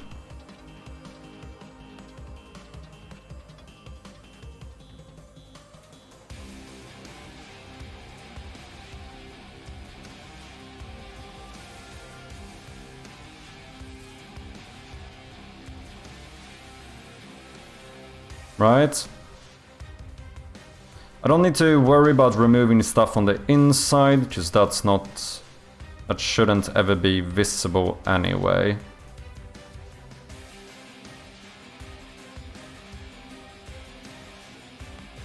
Welcome back, Fresh Meat. Fuzzy Buzzy, how you doing? Good to see ya.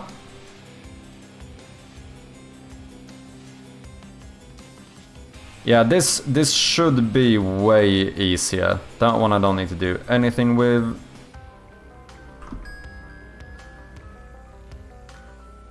That's a bit annoying. Okay, rings. I am going to separate these a bit more.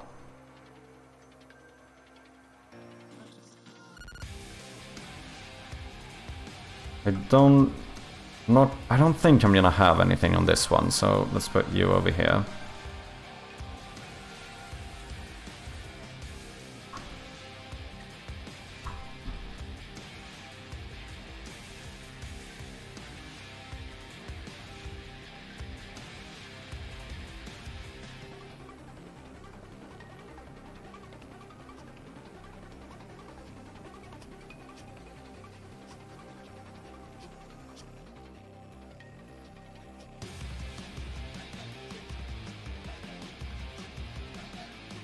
Long as we have enough room so there won't be any overlap, we should be fine.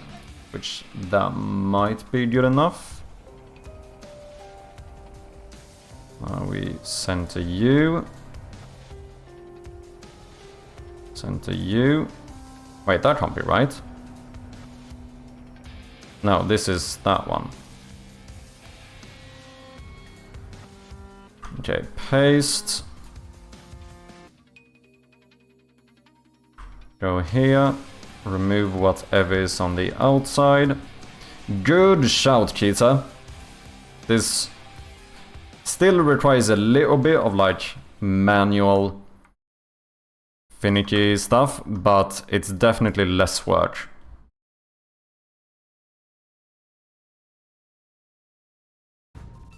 Hey Rai, welcome in, how you doing? That select is on point, would have taken me a lot longer to move those around. Wait, what do you mean?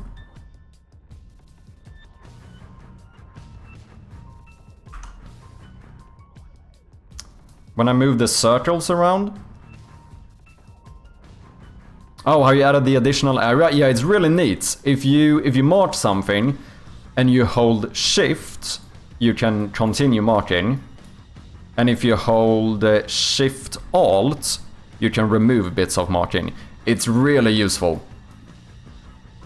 And I think the same goes for the lasso tool as well. So if you select something with the lasso tool, you hold shift, you can select a bit more, and then shift alt, and you can remove bits.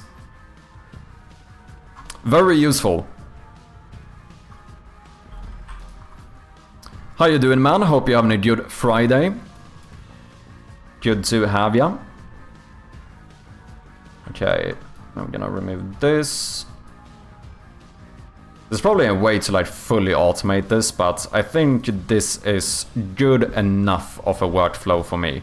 Now it's like fairly simple to switch out the art if I would need to. And then we take the original symbol and we just move you over here or something. So we can use this as the base. We're gonna copy paste all of these little things over.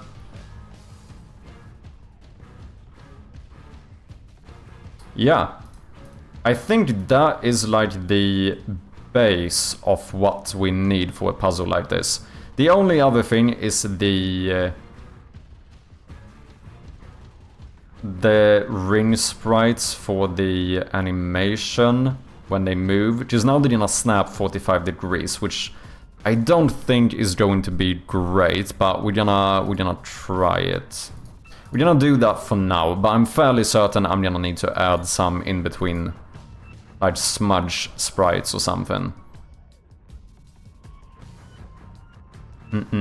I think we can still do it fairly quickly though. Like, it doesn't have to be like a right? It can still be like 0.23 seconds or something, but just have like two frames that quickly show once you move them around. The art, we're gonna call this puzzle circles, sure. 100%, yes. Okay, that is exported.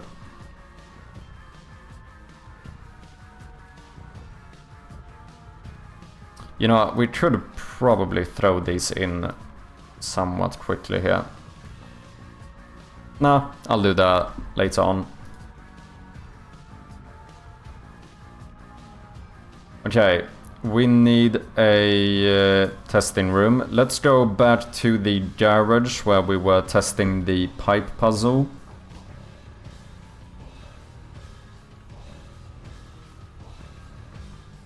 And then what we're gonna do is we're gonna... Fuck it, let's duplicate the valve puzzle. We're gonna call this the circle puzzle for now. We're gonna remove this one. I am gonna need a new one, so let's just go circle puzzle. Let's add a new script on that. Nice, thank you, no worries, man.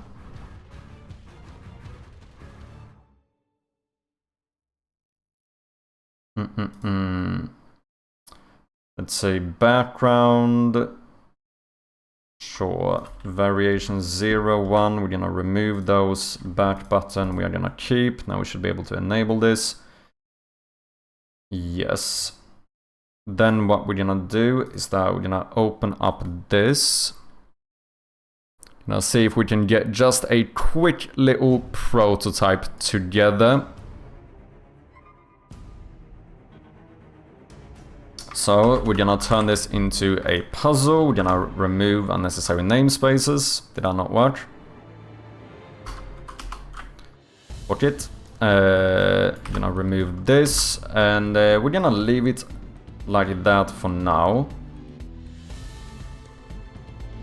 And here the back button is going to close this puzzle, of course. We need to cut out some art, puzzle circles. Thank you very much. Need to set this up. Multiple, no filter, read write, no compression, apply, edit. We want to have this little background. We want to have this thing. As well as this thing.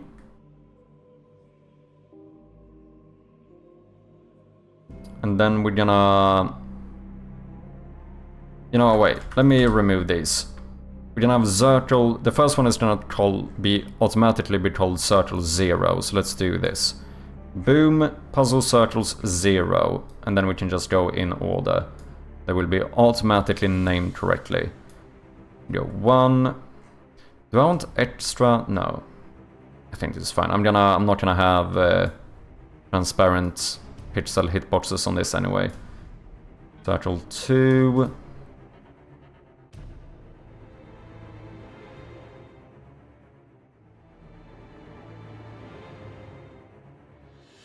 Three.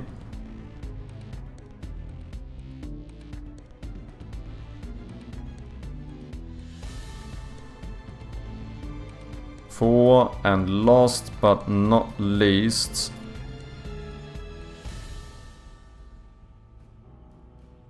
we have circle 5. Now we are gonna grab the thingy. I might do an extra pixel around it here. Am I? I feel like these are gonna be big enough. Fuck it. Let's do it anyway. We're gonna select those, and then we're gonna need the entirety of the background. That should be everything we need from here. So, background is now going to change into this one. And then let's just steal one of these. Paste as child, thank you very much. I'll remove that one. Metal turn. No, I think I have a better sound effect for this. Do I not have like a ceramic move? That sounds like it could work. Sure. Oh, is this a prefab? Whoopsie, unpacked that one. Thank you very much. And both of you, we are gonna turn you into something like... Let's see, we want to start with the biggest one and move our way inwards, right? So we're gonna start with this.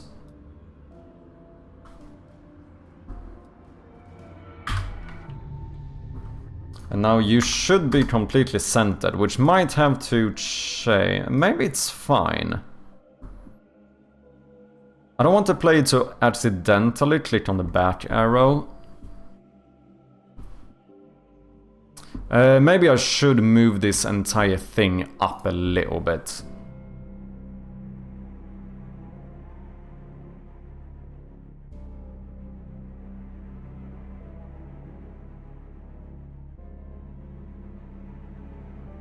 I can't be bothered. It's fine. It's good enough for now. Okay, then we're gonna call this one Circle 5. Let's say you are interactable. Raycast alpha pixels, no. Okay, sure. Duplicate you.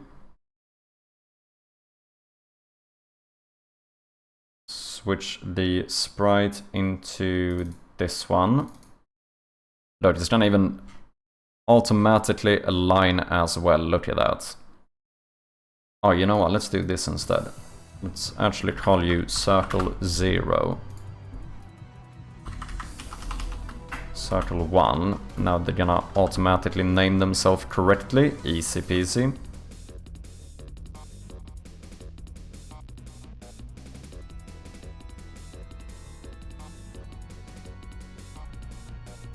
Look at that workflow, eh?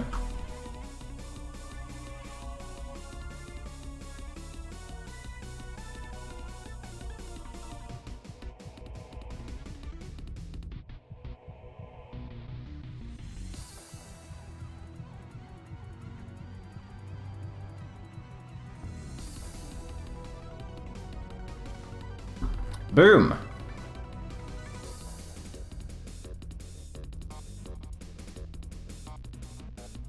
And now we just need to make it so that you can spin these. So on all of these circles we're gonna add some circle puzzle slider. Just you slide it around. Spinner.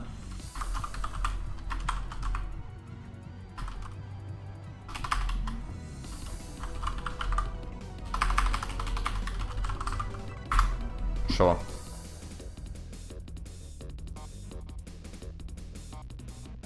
And for the prototype, all I really need to do is to just rotate these, which we could actually just steal some code from the valve, since they basically do the same exact thing. Water valve.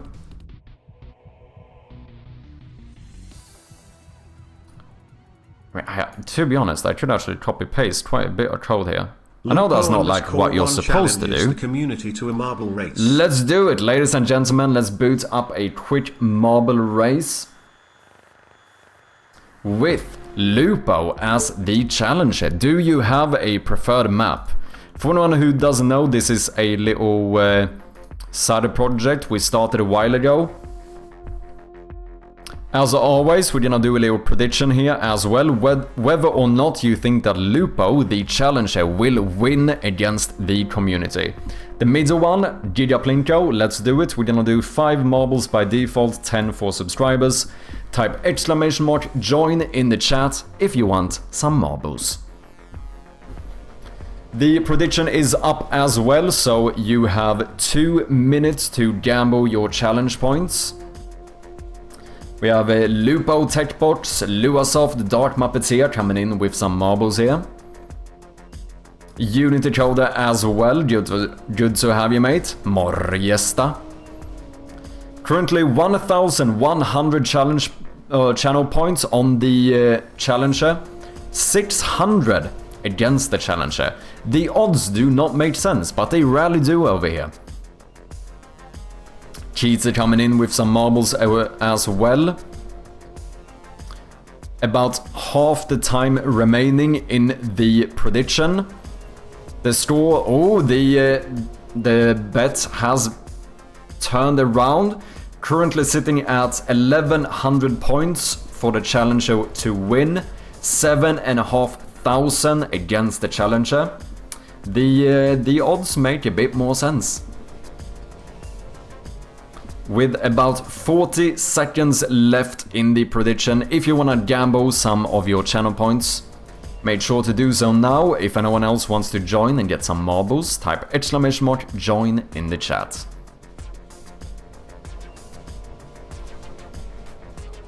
Half a minute to go, still 1100 for the challenger, 7,500 against the challenger. A-Ride coming in with some marbles as well. 10 seconds left in the prediction, last chance to gamble your channel points. I keep mixing up channel and challenge points. There we go, the prediction is over. If anyone else wants to join, type ! join in the chat. Otherwise, we're gonna be starting in about 10 seconds. This is the Giga Plinko, which is 6 Plinko sections in a row. So if I win, I get 7.6k. You do if you're the only one who bet yes, which you were not. It will be split among the believers, depending on how much points you bet, basically. But yes, if you bet the majority of the points, then you would get the majority of the points from the other side. Ladies and gentlemen, it's time to start. 10 seconds to join, ! join in the chat. Let's go into the Giga Plinko. Fresh meat coming in at the last second. Let's see. Dark Muppeteer currently in the lead, taking a pretty good route, but has another marble take the lead. Cheetah for a second, going into the second Plinko section. Fresh meat first into the third, but can he keep it that way? Actually, so far, taking a pretty good route. He was last one to join, but is it gonna be the first one to finish? Maybe not, because Unity Coder does take the lead into the 5th Plinko section. One more after this. So far, Unity Coder, pretty good pathing here. Pretty good pathing. Into the final Plinko section. Doing really good. Fresh meat can be seen. Everyone else is far behind. It is pretty much guaranteed. Unless Fresh meat would do something crazy here. Nope. Unity Coder is indeed our winner. Fresh meat second place. Looks like we might have Lupo coming in at number 3. Unity Coder 4, TechBox 5. Unity Coder, Fresh meat, Luasoft, Cheetah, TechBox. Unfortunately, Lupo, the challenger, ended up in 3rd place. Did get on the leaderboard though, but did not win this one. Who's gonna be our second winner, aka last place? Looks like we currently have Dark Muppeteer, probably, for the second winner. Mr. TN's art, welcome in. Does indeed look to be the case as TechBox North goes into the goal.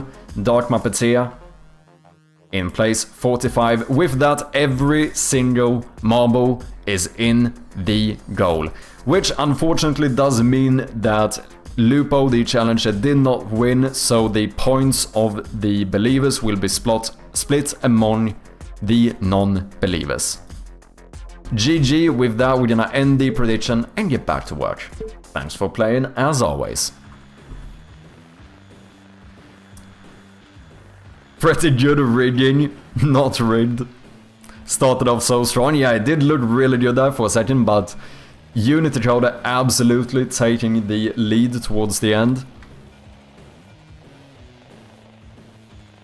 Okay, direction, upright. I feel like there's a lot here we could reuse. Direction neighbors, I don't need that. I'm just gonna copy all of this. Fuck it.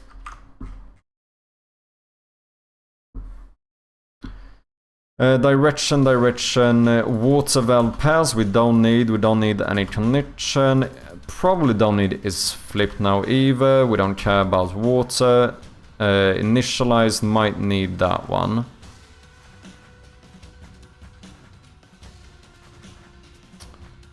Where do I call the randomized position? Oh, I call that one from the actual puzzle, I see. Here, I think we can just call this in awake. Random amount, set starting position, random amount, set starting position, blah blah blah. Rotate valve, initialized true. Wait, do I even need initialize? I'm only gonna call this once now, right? Probably don't. I'm gonna leave it. This is just for the prototype anyway. Shouldn't spend too much time trying to make this perfect. Rotate valve.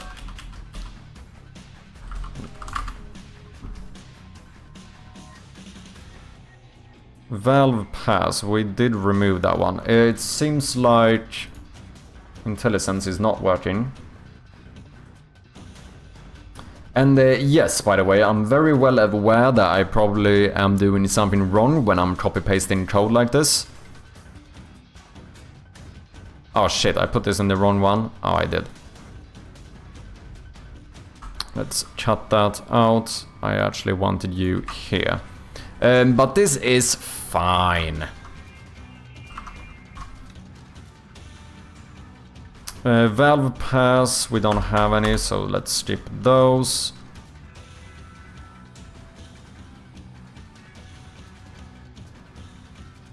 We do need to add iInteractable.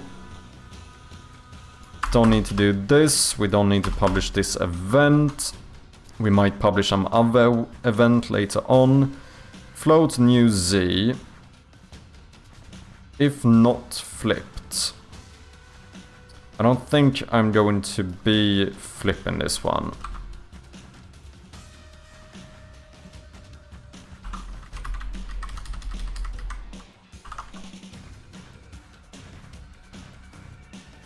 So I think that should be fine. Now you should rotate to the right. We set the local Euler angle.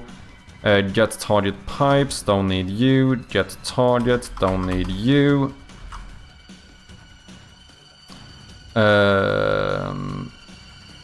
This is just working on transform. I don't know if I need anything else. I think this could be functional as a little testing thing. So now what we're gonna do as well is that we're gonna deactivate this one, and for the time being we are gonna switch so that the chest over here, the locked chest, you should open up on new circle puzzle, just to be able to try this.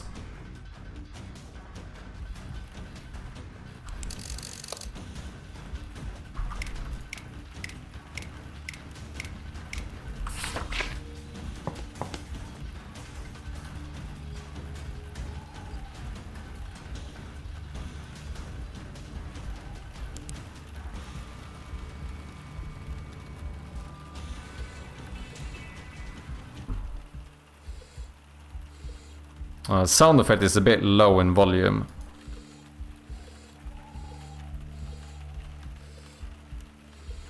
Potentially a bit too slow. I think I will need to like speed it up or something.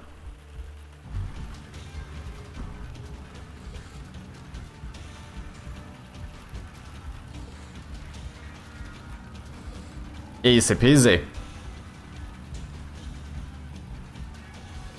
So yeah. Now, of course, this is easier because I knew what the symbol was. I might have to see if Miss Chirpy can solve this. Wait, did this one start in the correct position, or are you just similar enough? Oh.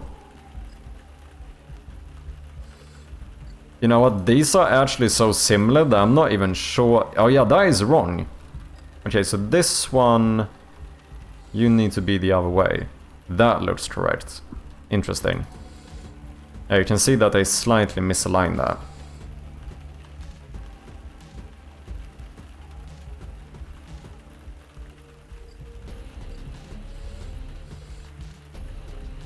Oh, middle one is interactable too. I don't think I want that.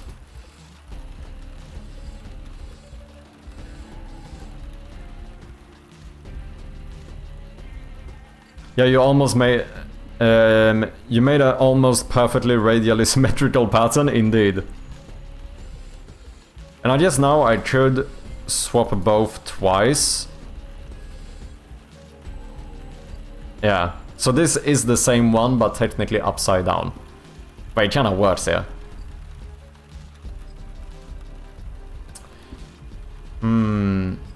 It feels very glowy. I think that could be... I think I'd get a lot of extra bloom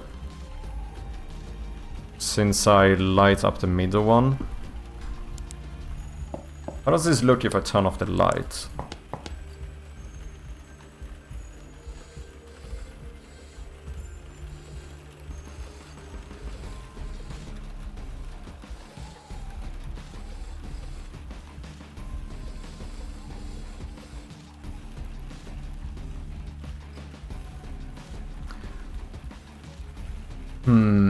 I think I might make something so there only is one correct solution. Like, you actually have to...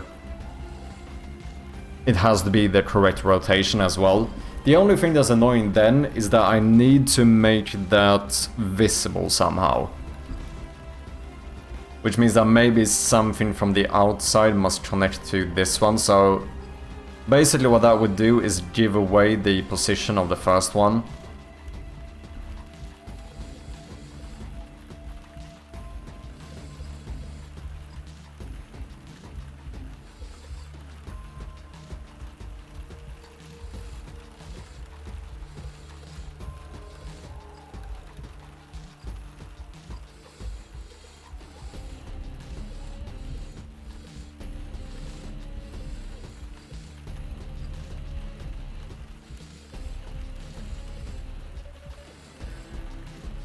I feel like this could work.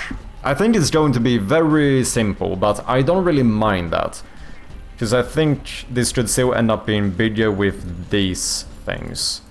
We're gonna make it so that we might even potentially, like we said, hide this, and then you have to collect 4 things. Once you've collected those 4 things, then this opens up and you can rotate these. And you just have to set them in the... Set them all in the correct position. Sorcery story with the raid coming in. Don't look at this. Don't mind that. Don't mind that. That's I'm not doing anything here.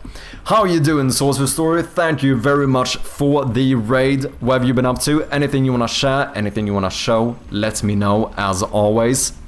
Steam page when? Hashtag when. For anyone coming in, if you don't know me, I go by MadSherpy, and I'm currently working on this point-and-click puzzle horror game called Shroud of Gloom. I'm definitely not making a puzzle that says 69 when you solve it. I am absolutely not doing that. If you want to know what the game is actually about, then here's a little trailer for ya.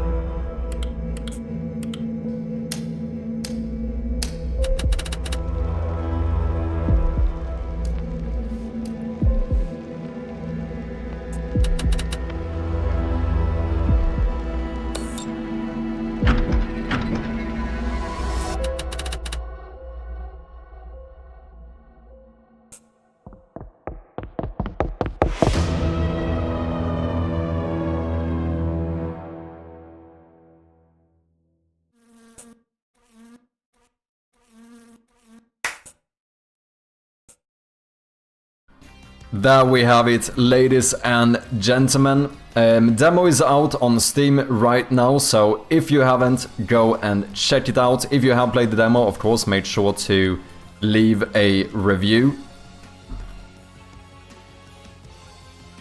And also, ladies and gentlemen, big shout out to the one and only Sorcery Story, yet another game developer here on Twitch.tv. Go and check him out if you haven't.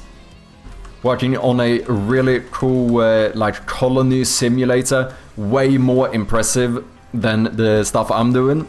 So check it out. Tors, welcome in. Good to have ya. It's 2Bob. Welcome in. Hope things are good around here. They are indeed. Getting a little bit stressed with time. I'm realizing that the Next Fest in February is coming fairly quickly, and definitely starting to get a little bit of pressure here. But otherwise, I'm doing quite well. How's your stream? What were you up to? No Steam page yet, sadly, but I'm working very hard on the UI to make it ready for demos sometime soon, TM. Let's go! Very exciting.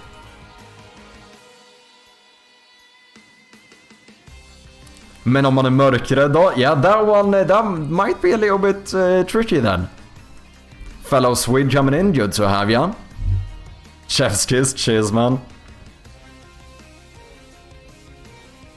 Oh, did you slot in February? Hope you manage until then. Yeah, the plan has been to do it in February. Well, let's be honest here, I've already pushed my release date twice potentially, and I don't know, right now I'm getting more and more stressed out. I'm getting less confident for every day that passes, because, well, it's like 2.5 months left, and I still have a fair bit of work to do, but like I also need to do all the localization, hopefully a bit of marketing and stuff. You know, I'm definitely feel the pressure getting to me a little bit, but we'll see. Been trying to sort out some new puzzles, so we're doing this quick prototype of like a, you know, sliding circle puzzle type thing. A little bit of inspiration from the you know, those doors in Skyrim, in like the dungeons or whatever they call them. Just a quick little mechanical puzzle. I wanted to try and get more variety by having a few puzzles that you just like mechanically solve. You know, because otherwise it feels like the entire game ends up being like, oh, I found this thing, but I'm missing something, so I have to return later. There's always some obstacle, you know? So I feel like sometimes it could be nice to just have some puzzles that, oh, you find this puzzle and you can just like, you can just solve it, you know? We'll see. This is just a prototype, so it could change, but I feel like this could be something with a bit of extra polish and potentially switching out the pattern to not say 69. I'm not entirely sure about that one yet. Let me know what you think. We recently did another one as well, in case anyone is curious. Unfortunately, I do need to head out pretty soon as well. But let's see if we can do some final touches on this at least. So, I recently did this puzzle as well, which is a little like water valve puzzle.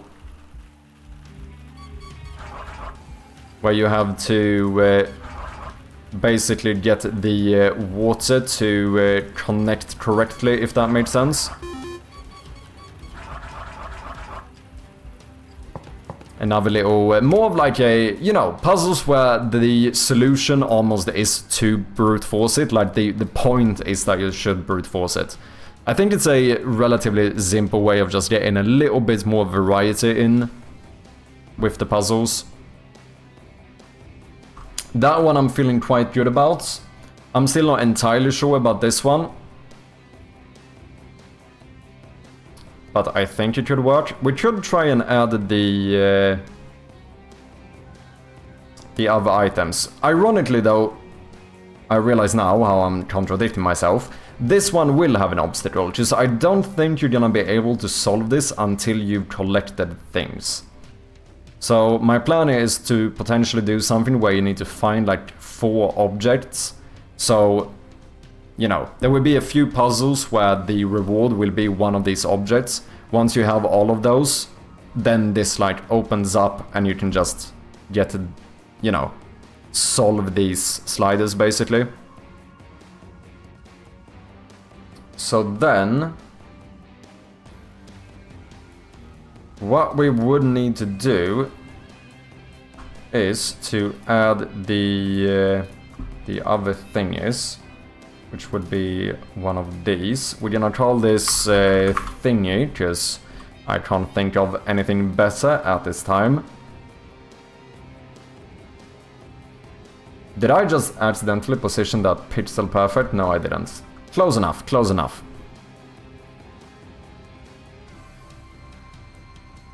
Looking very cool, thank you very much. Control like the rings themselves is not too much work. That is a good shout actually. We could definitely make it so the rings are the actual things you collect. Maybe the things in the slots make the pattern visible. Kind of like gemstones or such.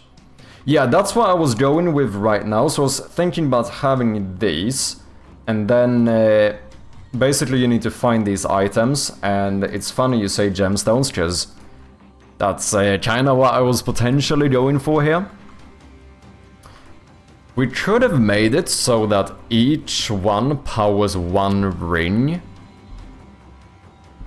Oh, the issue now though is that I made 5 rings, but only 4 of these. I don't know if I want 4 collectibles for this.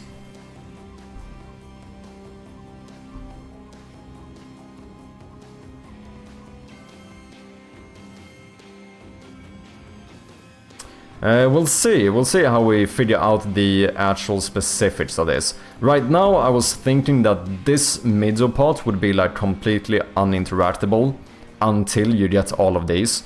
So when you've placed all of those in the correct slot, then maybe even there's like something that opens up here so that you can solve this.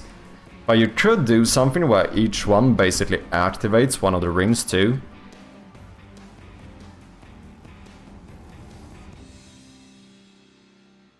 Oh, have a permalocked ring as the reference? That is a pretty good shout. Because that does make it so that there's only one correct solution as well. Because right now the issue is that we can... like, I can solve this in 4 different ways, right? Basically, there's the what I would right now consider to be the intended solution, which is this, right? But if I go 1, 1, 1, 1, 1, now it's solved but lopsided or whatever. So actually having one ring be locked, as you said, like the reference, that would kind of solve this problem as well. I do have the middle one, which I'm actually not using right now, so that could have been the reference. I need to make that one uninteractable. Either that... oh, well that doesn't solve the issue about having too many rings though. But we'll see, I'm still not sure whether I'm gonna have these interactable until you find all of these. I might wait with showing this, it's possible. And in that case I should just lock the center ring or the outer ring. Either or, really.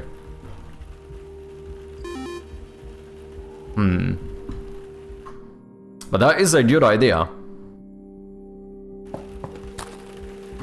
Oh, did I... oh, right. I know what the issue was. I'm gonna snooze this ad as well. I'm so smart. I do have to read and run though today, sadly. I overextended far too much at the end and I really need to go, so sorry. I do hope you have a great stream. No worries at all, Source's Story. Like I said, I actually do need to get out of here pretty soon as well. But thank you very much for the raid, truly do appreciate ya. And of course, once again, if anyone has not, if you've been living under a rock and you don't know of Sorcerer's Story, then make sure to throw her a follow. Get rid of the smallest one and lock the center? Oh yeah, you could do that, yeah. Yeah, exactly, get rid of this and make this the center ring and lock it, then we only have 4 rings.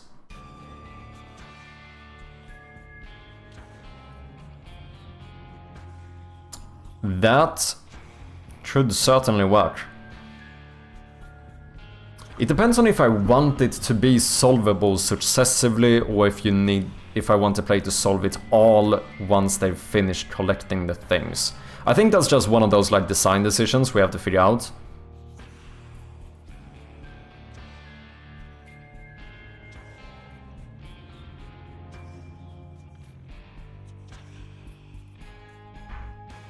I'm slightly uncertain, but nonetheless, I think, no matter what, I think locking one would be a pretty good shout.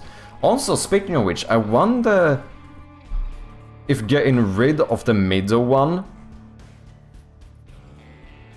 would make it seem less like a dartboard.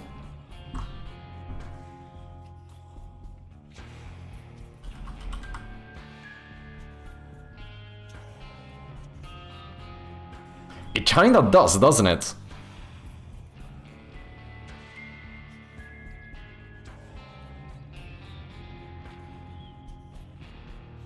Getting rid of the smallest one does kinda make it slightly less seem like a dartboard. So that might be a good shout no matter what. Okay, I think we might be able to make this puzzle work. Obviously a bit more we would have to do, but it feels like this could be something. However, ladies and gentlemen, like I said, unfortunately, I do need to get out of here as well. But please stick around for the raid. Let's see if we can find someone to throw a little raid at. I will be back on Monday as per usual. Shout out to Saucer Story Fresh Meat for the raids today. Hey, Chappie, focus. I'm mad focused, cheater. What are you on about? But yeah, sorry, like I said at the beginning, it is going to be a little bit of a shorter stream today. I promise I'm gonna try and fix up my schedule a little bit. It's possible that I'm gonna need to start streaming a little bit earlier.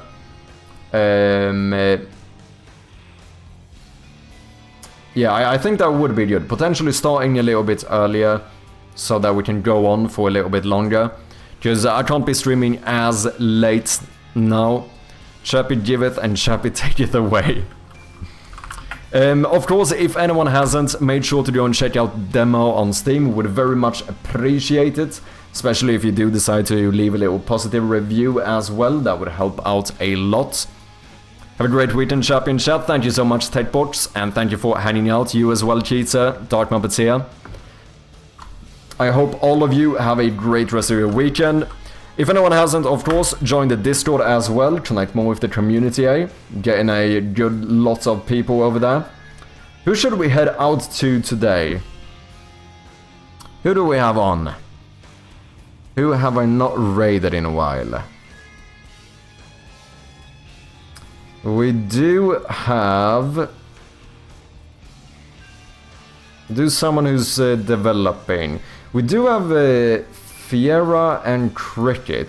I think it's been a good while since I raided Evo 1. Have I even raided Cricket before? I know I've raided Fiera at least once. I don't actually know if I've... Let's go to Cricket. I don't think I have raided him before. I might be wrong here. I could misremember this, but... Okay, let's try and get out here before the ads kick in. As always, thank you all so much for watching. Make sure to join the raid and throw that chirpy raid in the chat.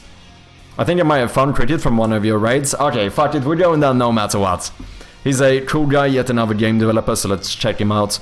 As I said, I'll be back on Monday, so until then, to each and every one of you, have a great weekend. Truly do appreciate you guys hanging out here. And yeah, I'll see you on Monday. Cheers.